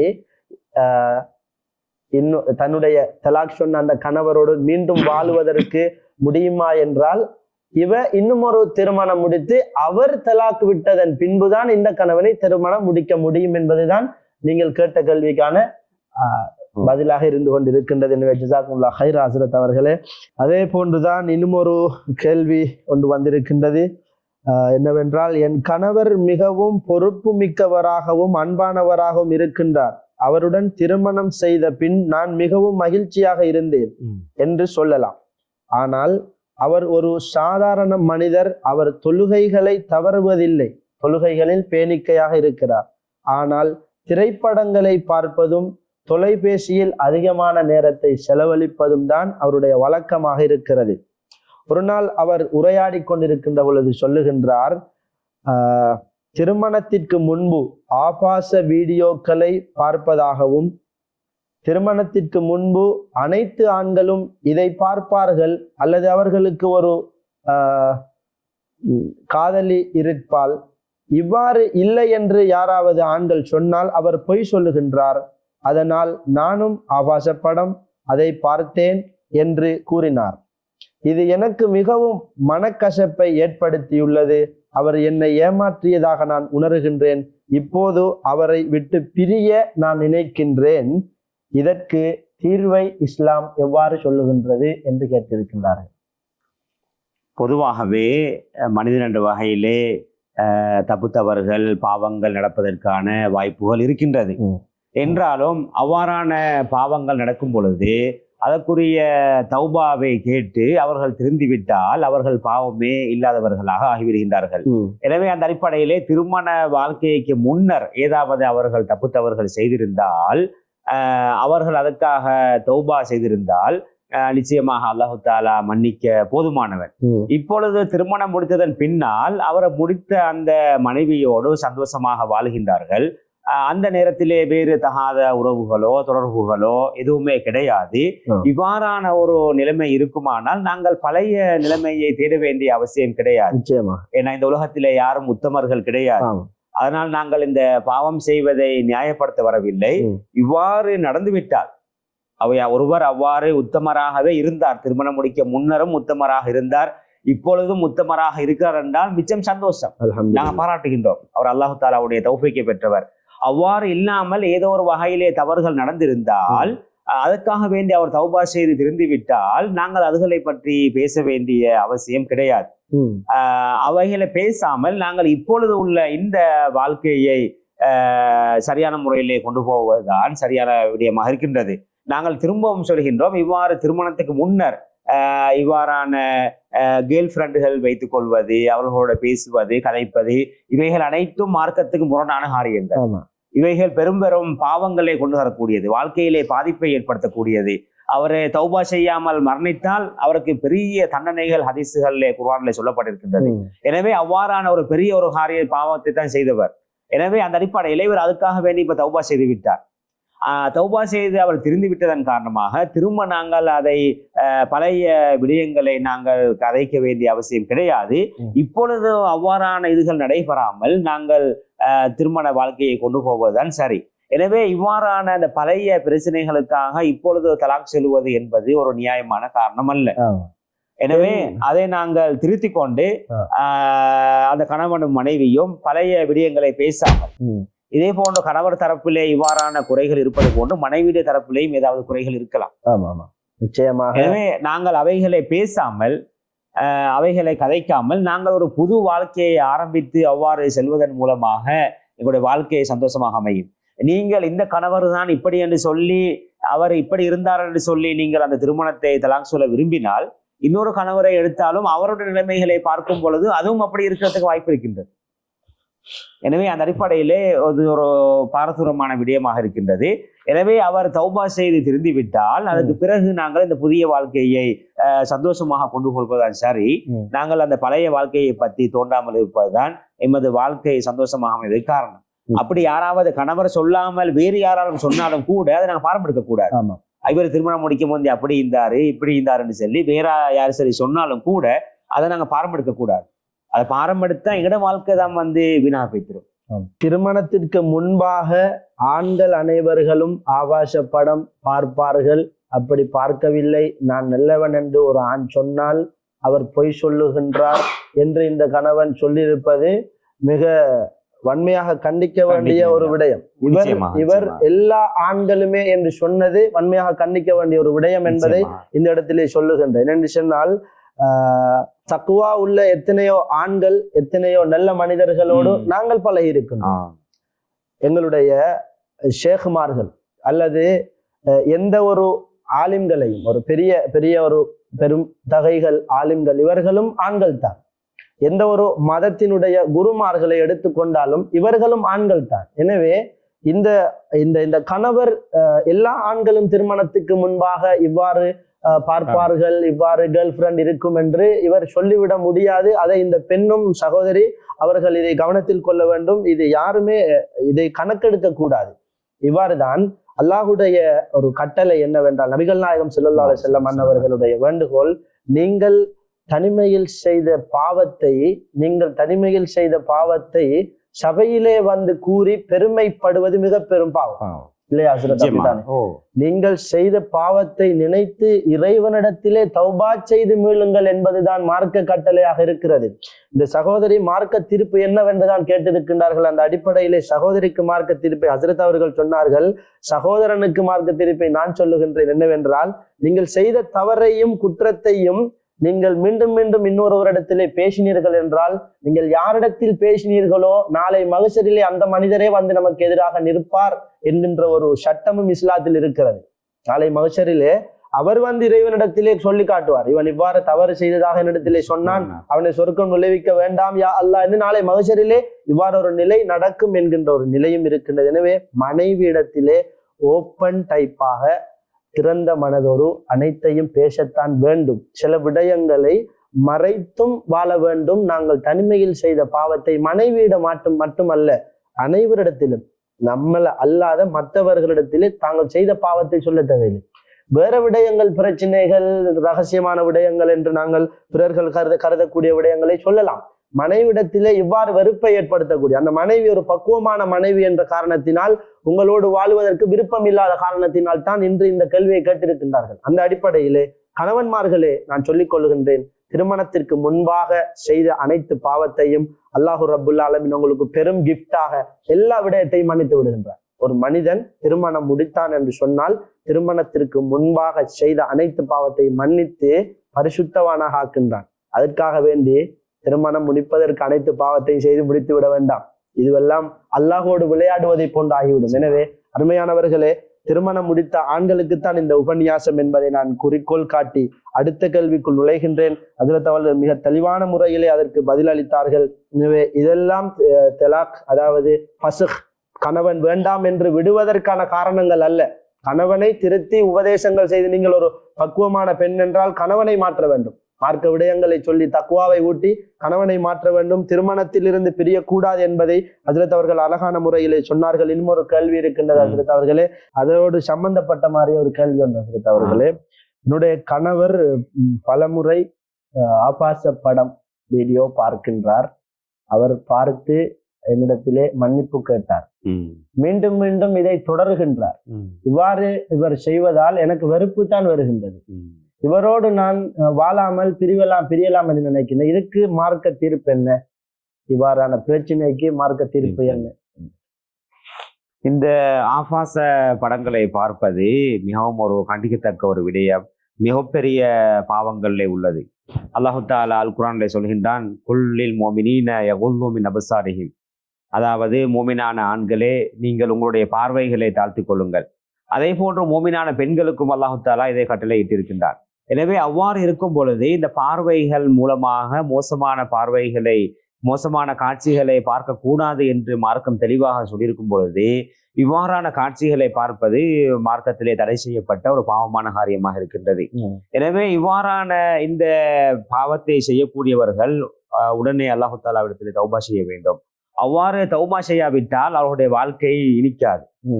அந்த பாவமான காரியங்களை செய்யும் பொழுது வாழ்க்கையிலே கஷ்டங்களும் துன்பங்கள் தான் வரும்.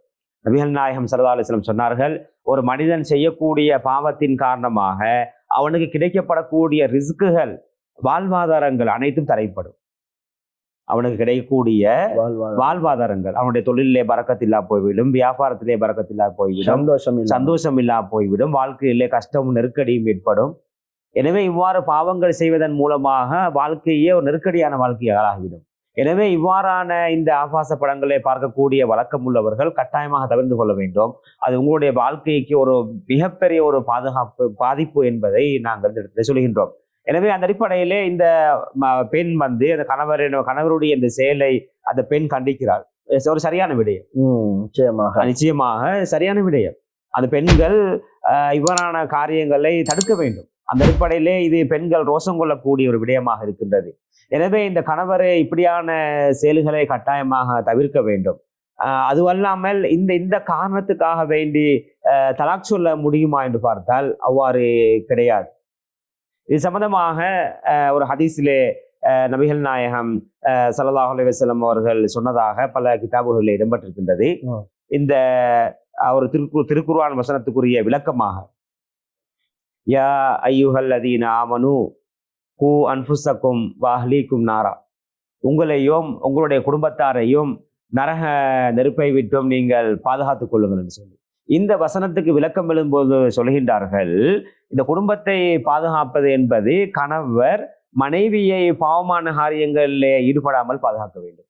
அதே போன்று மனைவி கணவரை பாவமான காரியங்களில் ஈடுபடாமல் பாதுகாக்க வேண்டும். எனவே அந்த அடிப்படையிலே இவ்வாறுதான் இந்த பாவமான காரியங்களில் ஈடுபடாமல் பாதுகாக்க வேண்டிய பொறுப்பு இருக்கின்றது. அதுவல்லாமல் உடனே இந்த தலாக் சொல்லக்கூடிய நிலைமைக்கு இஸ்லாம் அதை அனுமதிக்கவில்லை. எனவே அந்த அடிப்படையிலே இவ்வாறான பாவமாக இருக்கலாம், அல்லது இது போன்ற இன்னும் இஸ்லாத்திலே தடை செய்யப்பட்ட எத்தனையோ பாவங்கள் இருக்கின்றது. அந்த பாவங்களை செய்தால் அதன் காரணமாக உடனே தலாக் சொல்வதற்கான அனுமதி கிடையாது. அவர்களை திருத்துவதற்குத்தான் நாங்கள் முயற்சிக்க வேண்டும். அவ்வாறு திருத்துவதன் காரணமாகத்தான் அந்த வாழ்க்கையை கொண்டு போக முடியும். ஏனெனில் தவறை செய்யாதவர்கள் யாருமே கிடையாது. எனவே அந்த அடிப்படையிலே அந்த தவறை திருத்துவதற்குத்தான் நாங்கள் முயற்சிக்க வேண்டும். அதுவல்லாமல் ஒரே அடியாக தலாக் செல்வதற்கு அனுமதி கிடையாது. ஆண்கள் மிக பக்குவமான முறையிலே தங்களுடைய திருமண வாழ்க்கையில் இருந்து கொள்ள வேண்டும் என்பதற்கு மேற்கோள் காட்டி ஒரு திருமறை வசனத்தை ஹஸரத் அவர்கள் அழகான முறையிலே சுட்டி காட்டினார்கள். அது பெண்களுக்கும் தான் ஆண்களுக்கும் தான் என்பது அழகான முறையிலே நாம் படித்துக் கொள்ள வேண்டிய விடயம். கணவன் பிழை என்றால் மனைவி திருத்த வேண்டும், மனைவி பிழை என்றால் கணவன் திருத்த வேண்டும். இவர்கள் ஊடாக ஒரு தலைமுறை வரை இருக்கின்றது இந்த உலகத்திற்கு. எனவே அன்புக்குரியவர்களே, தயவு செய்து தனக்கென்று ஹலாலான முறையிலே தங்களுடைய ஆசைகளை, தங்களுடைய நல்லெண்ணங்களை பகிர்ந்து கொள்வதற்கு அல்லாஹு தஆலா மன அமைதிக்கு படைத்த ஒரு படைப்பு தான் உங்களுடைய மனைவிமார்கள். உங்களின் விழா எலும்புகளில் இருந்தே படைக்கப்பட்டுள்ளார்கள் என்பதும், அதே போன்று ஐநானி தஸ்னியானி என்கின்ற ஒரு ஹதீஸ் எனக்கு ஞாபகம் வருகின்றது. கண்கள் இரண்டும் விபச்சாரம் செய்கின்றது என்கின்ற ஒரு விடயம். நாங்கள் எல்லா இடத்திலேயும் தக்வாவோடு இறை அச்சத்தோடு வாழ்வதற்கு முதலில் எனக்கும் அப்பால் உங்களுக்கும் நான் வசியத்தை செய்து கொள்கின்றேன். இன்னும் ஒரு கேள்வி ஒன்று ஹஸ்ரத் அவர்களே, ஒரு சில கணவர்கள் சொந்த அழகையும் பெருமையையும் மட்டுமே விரும்பி, சொந்த அழகையும் தன்னுடைய பெருமையை மட்டுமே விரும்பி பிற பெண்களின் முன் தங்களை சிறப்பாக காட்டுவதிலும் அவர்களை கவர்வதிலும் அதிக கவனம் செலுத்துகிறார்களாம்.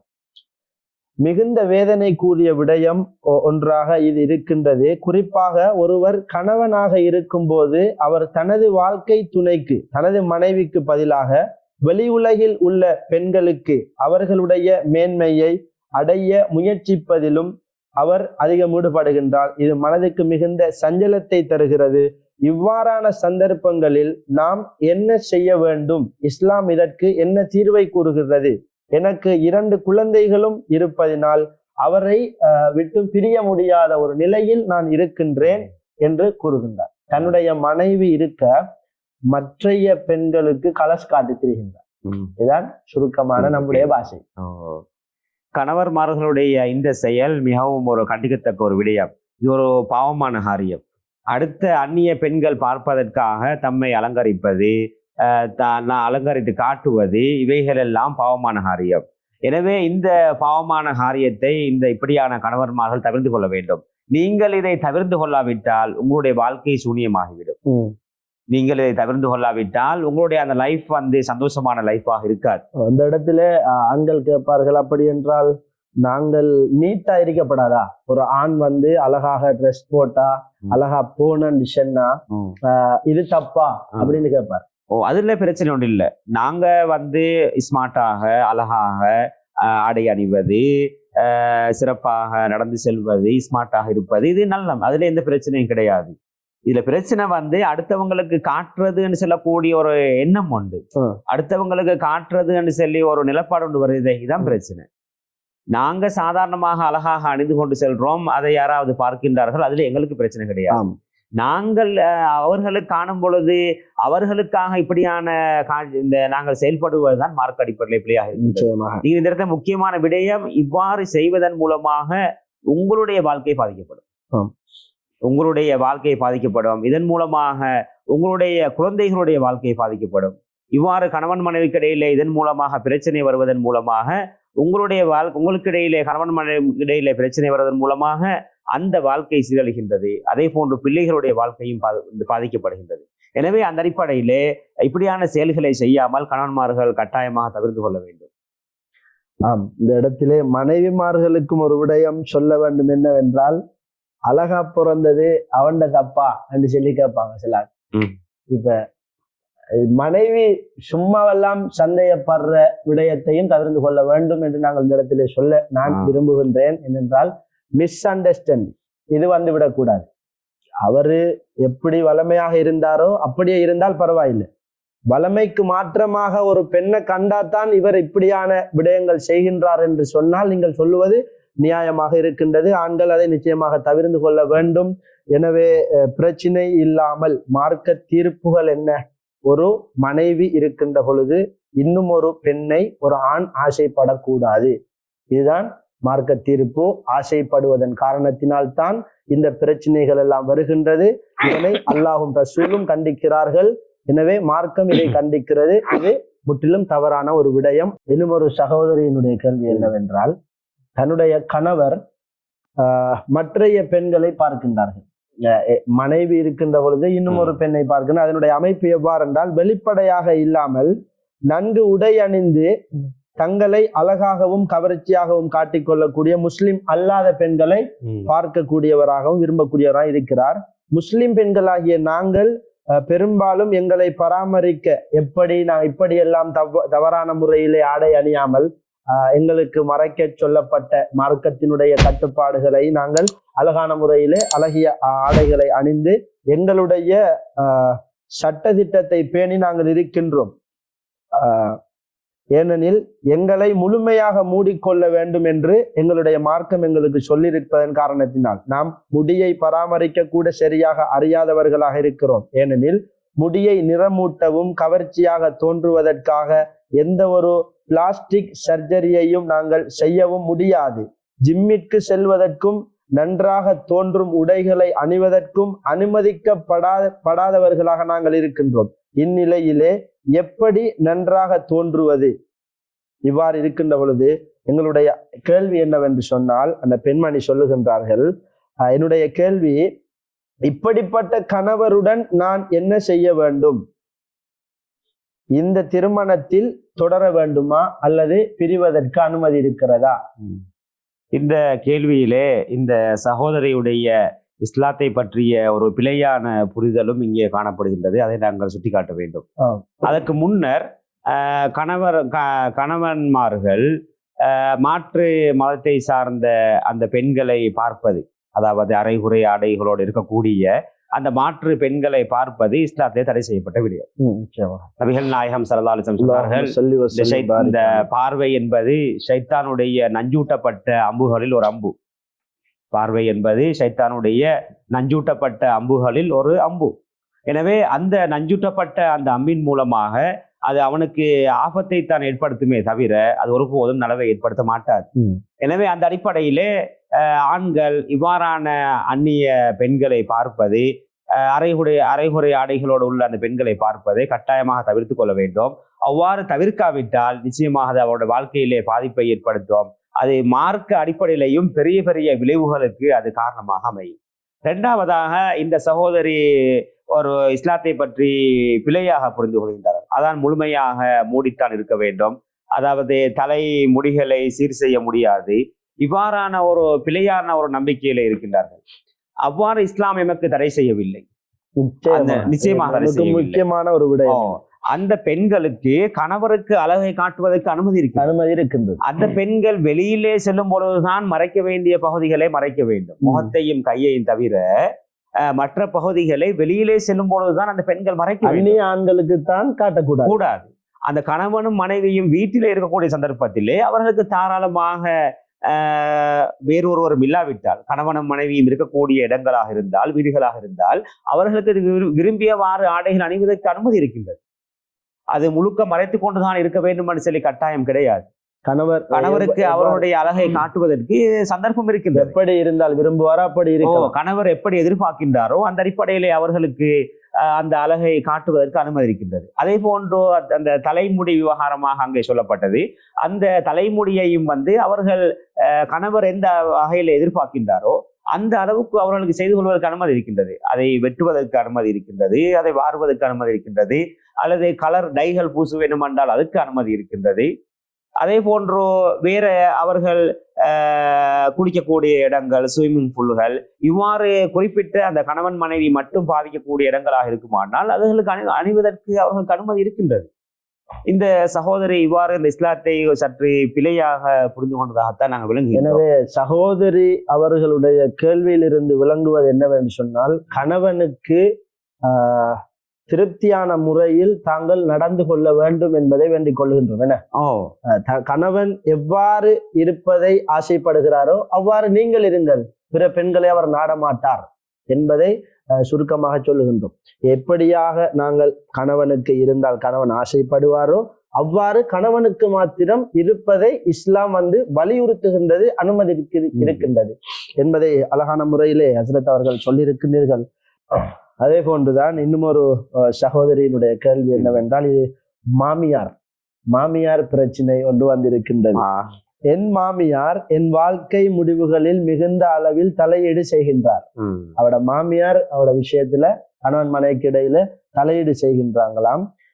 எனக்கு எந்த முடிவையும் எடுக்க அனுமதிக்காமல் என் முடிவுகளில் மட்டும் எப்போதும் தலையிடுகின்றார்கள்.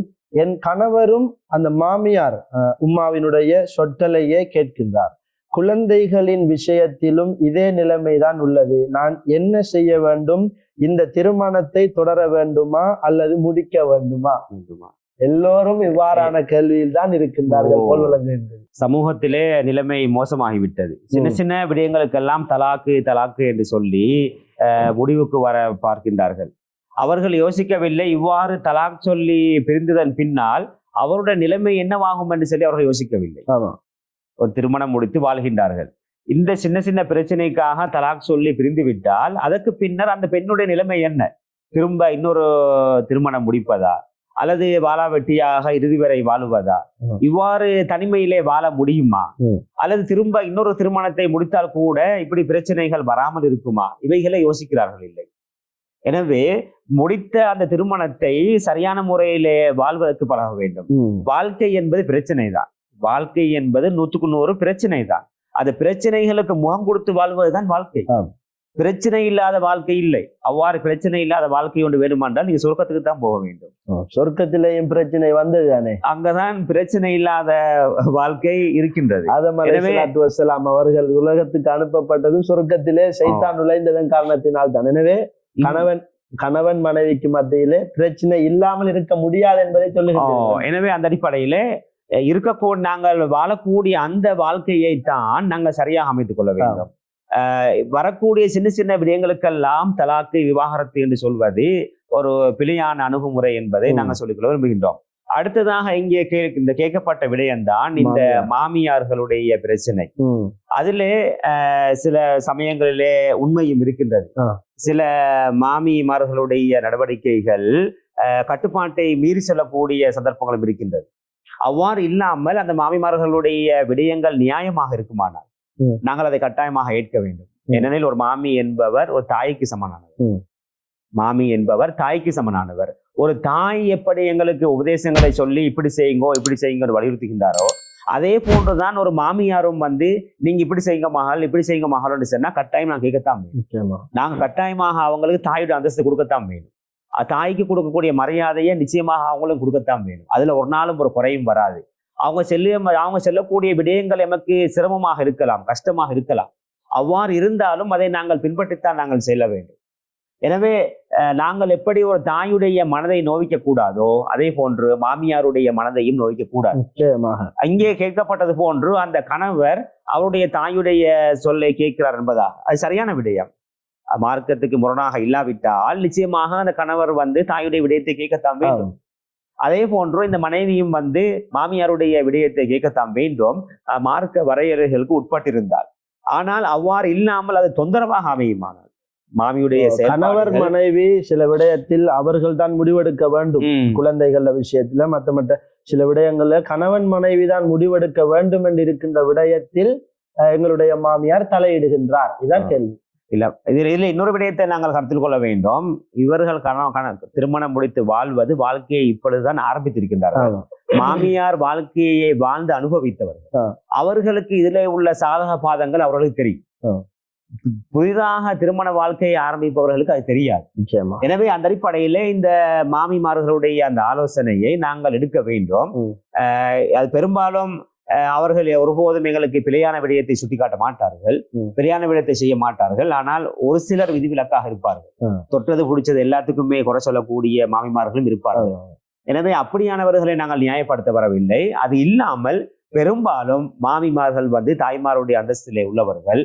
எனவே அந்த ஆலோசனைகளை பின்பற்றி நடப்பதன் மூலமாக நிச்சயமாக வாழ்க்கை ஒரு கட்டுக்கோப்பான வாழ்க்கையா மாறும். எங்களுடைய அறிவுக்கு அது பிழையாக விளங்கலாம், ஆனால் அது அவர்களுடைய அனுபவத்திலே அது சரியானது. நிச்சயமாக. எனவே அந்த அடிப்படையிலே முடியுமான அளவோ நாங்கள் மாமிமார்களுக்கு கட்டுப்படுத்த நடக்க வேண்டும். மாமிமார்களும் நிலைமையை புரிந்து தொந்தரவு செய்யக்கூடிய அளவுக்குரிய நிலைமைகளுக்கு அவர்கள் சென்று விடக்கூடாது. கணவன்மார்கள் அவங்களோட உம்மாட கதையைத்தான் கேட்கிறாங்க, எந்த ஆலோசனை ஒன்றையும் கேட்கிறாங்கன்னு இல்லை. நிச்சயமாக கணவனானவன் மனைவியினுடைய கதையை கேட்பான் என்பதுதான் நான் கண்ட உண்மை. அந்த அடிப்படையிலே அருமையான அல்லாஹ்வின் நல்லடியார்களே, சகோதரிகளே, சகோதரர்களே, ஒரு கணவனுக்கு சொர்க்கம் அவனுடைய தாயினுடைய கால் பாதத்தில் கீழ் இருக்கிறது. ஒரு மனைவிக்கு சொர்க்கம் கணவனுடைய கால் பாதத்தில் இருக்கிறது. அப்படித்தான். எனவே இதை நாங்கள் எண்ணத்தில் கொண்டு வாழ வேண்டும் என்று அடுத்த ஒரு கேள்விக்குள் நுழைகின்றோம். என்னவென்றால், இன்னும் ஒரு சகோதரியினுடைய பெரும் பிரச்சனை ஒன்றுதான் இது. என்னவென்றால், கணவர் நிர்பந்திக்கிறார். கணவர் கட்டாயப்படுத்தி என்னை உறவு கொள்வது மட்டுமல்லாமல் மாதவிடாய் காலத்திலும் உறவு கொள்ளும்படி என்னை நிர்பந்திக்கின்றார். மாத விலக்கு காலத்தில் உறவு கொள்வது ஹராம் தானே? நான் மற்ற நேரங்களில் எவ்வளவு சோர்வாக இருந்தாலும் அவர் தேவைகளை நிறைவேற்றி வந்தேன். இது போதாதென்று வேறொரு பெண்ணுடன் அவர் தொடர்பில் இருப்பதை நான் கண்டுபிடித்து நான் உறவு கொள்வதை தவிர்த்து இப்பொழுது அவரோடு வாழ்வது எனக்கு விருப்பம் இல்லை. இது போன்ற சூழ்நிலையில் தலாக் பற்றிய இஸ்லாமிய சட்டம் என்ன, இதற்கான தீர்வு என்ன என்று கேட்டிருக்கிறார். திருமண முடித்ததன் பின்னால் தாம்பத்திய உறவு என்பது அந்த வாழ்க்கையிலே மிகப்பெரிய ஒரு மாற்றத்தை ஏற்படுத்தக்கூடியது. கணவன் மனைவிக்கு மத்தியிலே புரிந்துணர்வு அவசியம். இவ்வாறு கணவன் மனைவிக்கு மத்தியிலே புரிந்துணர்வு ஏற்படாவிட்டால் அந்த வாழ்க்கை ஒருபோதும் இனிக்காது. அந்த கணவன் மனைவிக்கு மத்தியிலே புரிந்துணர்வு ஏற்படக்கூடிய காரணங்களில் மிக முக்கியமான காரணம்தான் இந்த தாம்பத்திய உறவு. இந்த தாம்பத்திய உறவுடைய ஒழுக்கங்கள், சட்டதிட்டங்கள், முறைகள் இருக்கின்றன. இந்த முறைகளை சரியாக பேணி செய்யும் பொழுது அது ஒரு புரிந்துணர்வு ஏற்படுவதற்கு ஒரு 90% வாய்ப்பை அது கொடுக்கின்றது. எனவே அந்த அடிப்படையிலே இந்த கேள்வியில கேட்கப்பட்டது போன்று இந்த தாம்பத்திய உறவு என்பது ஒரு நிர்பந்தமாக வலுக்கட்டாயமாக செய்யப்படக்கூடிய ஒன்றல்ல. அவ்வாறு வலுக்கட்டாயமாக செய்யப்படுவதன் மூலமாக அந்த வாழ்க்கையே ஒரு அர்த்தமற்ற ஒரு வாழ்க்கையாக போய்விடுகின்றது. எனவே இதன் மூலமாக இந்த கணவனும் மனைவியும் அந்த தாம்பத்திய அந்த உறவை சரியான முறையிலே செய்து கொள்ள வேண்டும். அவ்வாறு செய்வதன் மூலமாகத்தான் அந்த வாழ்க்கை இனிக்கின்றது. எனவே அந்த அடிப்படையிலே இந்த நேரத்திலே கணவர் நிலைமைகளை புரிந்து கொள்ள வேண்டும். அதாவது மனைவி சோர்வாக இருக்கக்கூடிய நோயுற்ற நேரங்கள் இருக்கின்றது, அல்லது மாதவிலக்கு ஏற்பட்ட காலங்கள் இருக்கின்றது. இவ்வாறான நேரங்களை அவர் தவிர்த்து கொள்ள வேண்டும். அவ்வாறு தவிர்த்து கொள்ளாவிட்டால் அதிலே எந்த விதமான நலவும் கிடையாது. நாங்கள் வெறுமனே நினைக்கக்கூடாது இந்த தாம்பத்திய உறவு என்பது காம உணர்வை, காம ஆசையை தீர்த்து கொள்வது மட்டுமல்ல, அதனோடு சேர்த்து வாழ்க்கையிலே அன்பையும் பாசத்தையும் ஏற்படுத்தக்கூடிய ஒரு விடயம் என்பதையும் நாங்கள் புரிய வேண்டும். எனவே அந்த அடிப்படையிலே இங்கே கேட்கப்பட்டது போன்று இந்த கணவருடைய செயல் மிகவும் பிழையானது. அதாவது மனைவி சோர்வாக இருக்கக்கூடிய நேரத்திலே அவளை கட்டாயப்படுத்துவதும், அதிலேயும் அதைவிட மேலாக இந்த மாதவிடாய் காலத்திலே உறவு கொள்ள அழைப்பது என்பது மார்க்க ரீதியாக தடை செய்யப்பட்ட காரியம். மார்க்கத்திலே அதுக்கு எந்த விதமான அனுமதியும் கிடையாது. அவ்வாறு செய்வது மார்க்க ரீதியிலே ஒரு பாவமான காரியத்தை செய்கின்றார். அது மட்டுமல்ல, மார்க்க ரீதியாக பாவமான காரியமாக இருப்பதோடு மருத்துவ ரீதியாகவும் அது ஒரு பிழையான விடயம். அதாவது அந்த மாதவிலக்கு என்பது அந்த அசுத்தமான இரத்தங்கள் வெளியாகக்கூடிய சந்தர்ப்பம். இந்த சந்தர்ப்பத்திலே உறவு கொள்வதன் மூலமாக கிருமி தொற்றுகள், வேறு வேறு நோய்கள் வருவதற்கு வாய்ப்பு இருக்கின்றது. அதன் காரணமாகத்தான் இஸ்லாம் அந்த நேரத்திலே இந்த உறவு வைத்துக் கொள்ள வேண்டாம் என்பதாக தடை செய்கின்றது. இதை அல் குர்ஆன் தெளிவாக சொல்லி காட்டுகின்றது. எனவே அந்த அடிப்படையிலே இந்த கணவருடைய இந்த செயல்பாடு அது மார்க்க அடிப்படையிலையும் பிழையானது, மருத்துவ விஞ்ஞான அடிப்படையிலையும் பிழையானது. எனவே அந்த கணவர் அதை கட்டாயமாக அவர் தவிர்த்து கொள்ள வேண்டும். அவ்வாறு இல்லாவிட்டால் அவர் அதன் மூலமாக பெரிய ஒரு பாதிப்புக்கு உள்ளாகுவார். அதே போன்று அவர் திரும்ப இன்னொரு பெண்ணோடு ஒரு தகாத உறவு வைத்துக் கொண்டிருப்பதாகவும் இங்கே சொல்லப்படுகின்றது.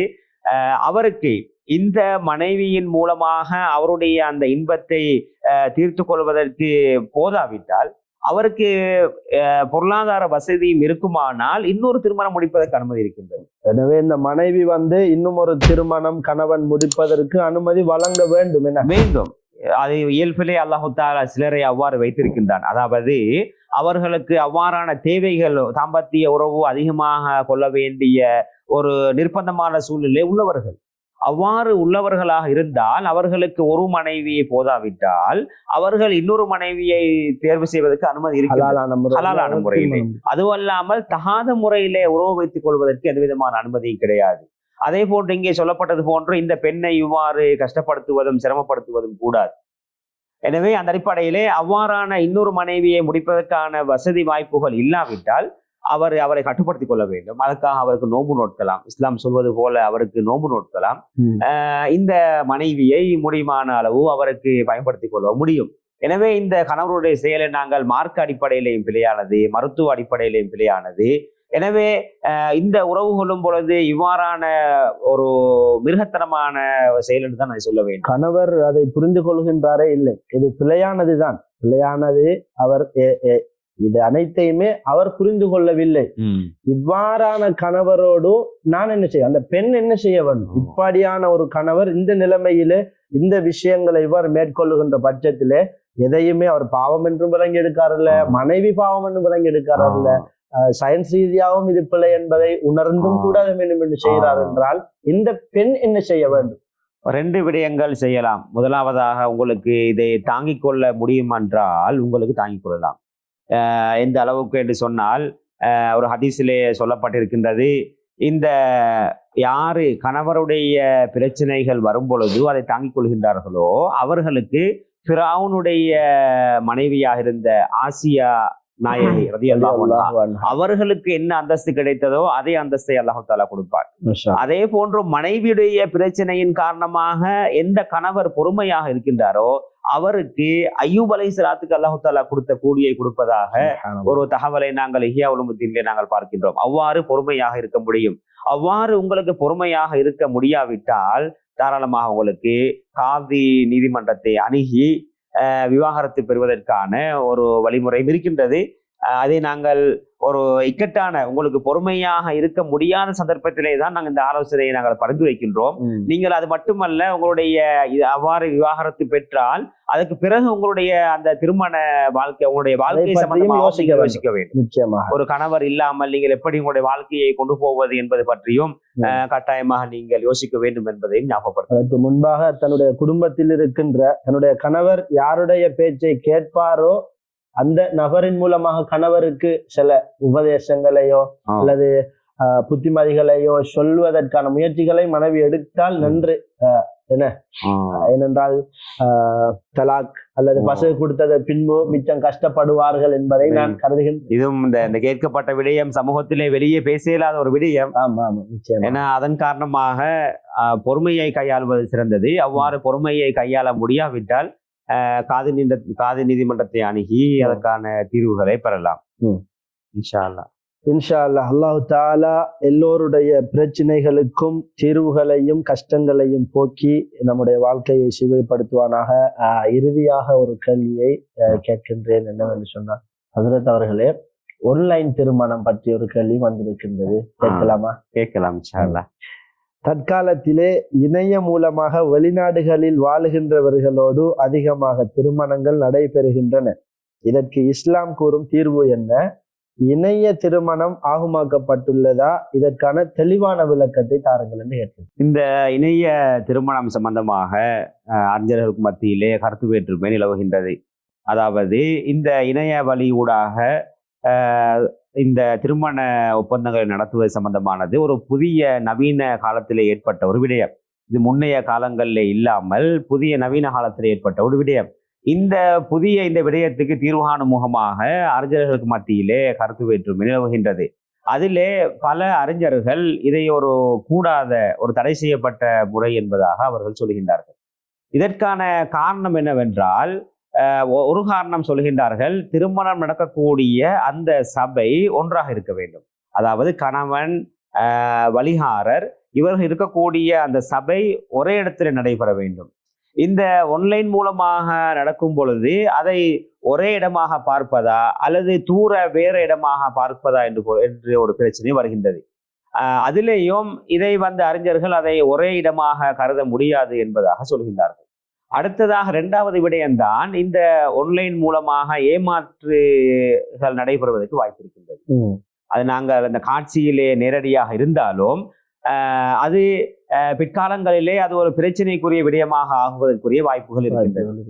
அதன் காரணமாகத்தான் ஈஜிப்டுடைய அல் அஸ்ஹருடைய ஃபத்வாவும் அதே போன்றோ இன்னும் சில சர்வதேச ஃபத்வா வழங்கக்கூடிய அறிஞர்களும் இதை கூடாது என்பதாக சொல்கின்றார்கள்.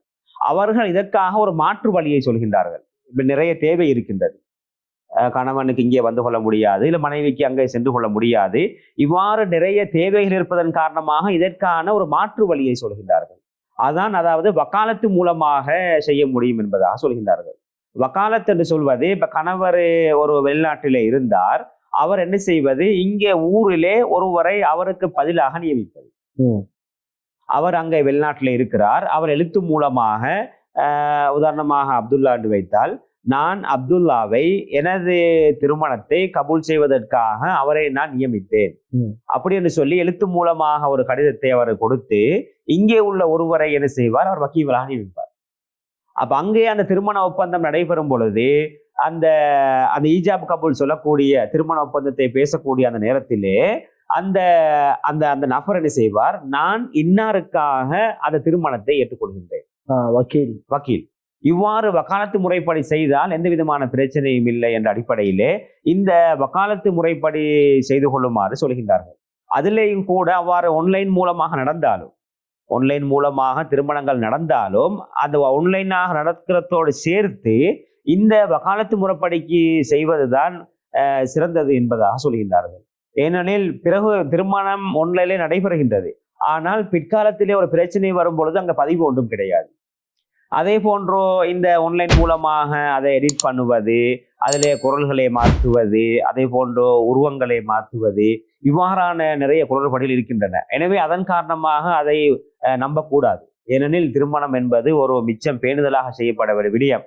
அதிலே ஒரு சில நிபந்தனைகள் மீறப்படும் பொழுது அது விபச்சாரத்தை விதி முடியும். ஆன்லைன் திருமணத்திற்கு அனுமதியே இல்லையா? ஆன்லைன் திருமணத்திலே அதிகமான அறிஞர்கள் அதை கூடாது என்று சொல்கின்றார்கள். சில அறிஞர்கள் கூடும் என்று சொன்னாலும் அதிகமான அறிஞர்கள் கூடாது என்றுதான் சொல்கின்றார்கள்.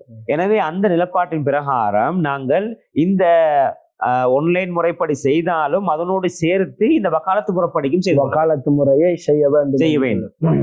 அவ்வாறு செய்வதன் மூலமாக இந்த வீணான பிரச்சனைகளை விட்டும் தவிர்த்து கொள்ள முடியும் என்பதாக அறிஞர்கள் சொல்கின்றார்கள். ஜஸாக்குமுல்லாஹு ஹைரன் ஜஸா. அருமையானவர்களே, ஆன்லைன் திருமணம் கூடுமா கூடாதா என்கின்ற அந்த கேள்விக்கு ஆன்லைன் திருமணத்தை தவிர்ந்து கொண்டால் நல்லம். இக்கட்டான கட்டத்திலே வக்காலத் என்கின்ற ஒரு தீர்வை சொல்லி தந்திருக்கின்றார்கள் நம்முடைய மார்க் அறிஞர்கள். அந்த அடிப்படையிலே வக்காலத் என்பதையும் செய்து ஆன்லைன் நீங்கள் உங்களுடைய திருப்திக்கு ஆன்லைன் திருமணத்தையும் செய்து கொள்வதுதான் ஆரோக்கியமான ஒரு விடயமாக கருதப்படுகின்றது. அல்ஹம்துலில்லாஹ், அழகான கேள்விகளுக்கான தெளிவான பதில்களை எங்களுடைய ஹஸ்ரத் அவர்கள் இவ்வளவு நேரமாக வழங்கி கொண்டிருந்தீர்கள். ஜஸாக்குமுல்லாஹு ஹைரன் ஜஸா. அல்லாஹ் உங்களுக்கு மேலும் மேலும் பரக்கத் செய்வானாக. அல் ஜாமியத்துல் ஃபாசியத்து சாதுலியா அரபிக் கல்லூரியினுடைய கண்ணியத்திற்குரிய அதிபர் பெருந்தகைதான் எங்களுடைய பன்னூல் ஆசிரியராக திகழக்கூடிய எம்ஏஎம் அஸ்மி கான் முஅய்யிதி ஹஸ்ரத் அவர்கள். இவர்களுக்கு அல்லாஹு தாலா மேலும் மேலும் பரக்கத் செய்வானாக. இந்த நிகழ்வுகளை நீங்கள் பார்த்து கொண்டு செல்வது மாத்திரம் இல்லாமல் உங்களுடைய, அதாவது பெண்கள் சார்ந்த மார்க்க பிரச்சனைகளுக்கான தீர்வுகள் இஸ்லாம் என்ன சொல்லுகின்றது என்பது குறித்த சந்தேகங்களை மாத்திரம் நீங்கள் தெளிவான முறையிலே கேள்விகளை எழுப்பி உங்களுடைய விடைகளையும் விளக்கங்களையும் பெற்று செல்லலாம் என்பதை எங்களுடைய இந்த அல் கௌசியாவினூடாக நாங்கள் வேண்டிக் கொள்கின்றோம். இது அறிவின் வெளிச்சம் நிகழ்ச்சி. உங்களை மீண்டும் ஒரு கலந்துரையாடல் நிகழ்ச்சியில் சந்திக்கும் வரை விடைபெற்று செல்லும் நான் AM அஸ்மான் கௌசி. அஸ்ஸலாமு அலைக்கும் வரஹ்மத்துல்லாஹி வபரகாத்துஹு.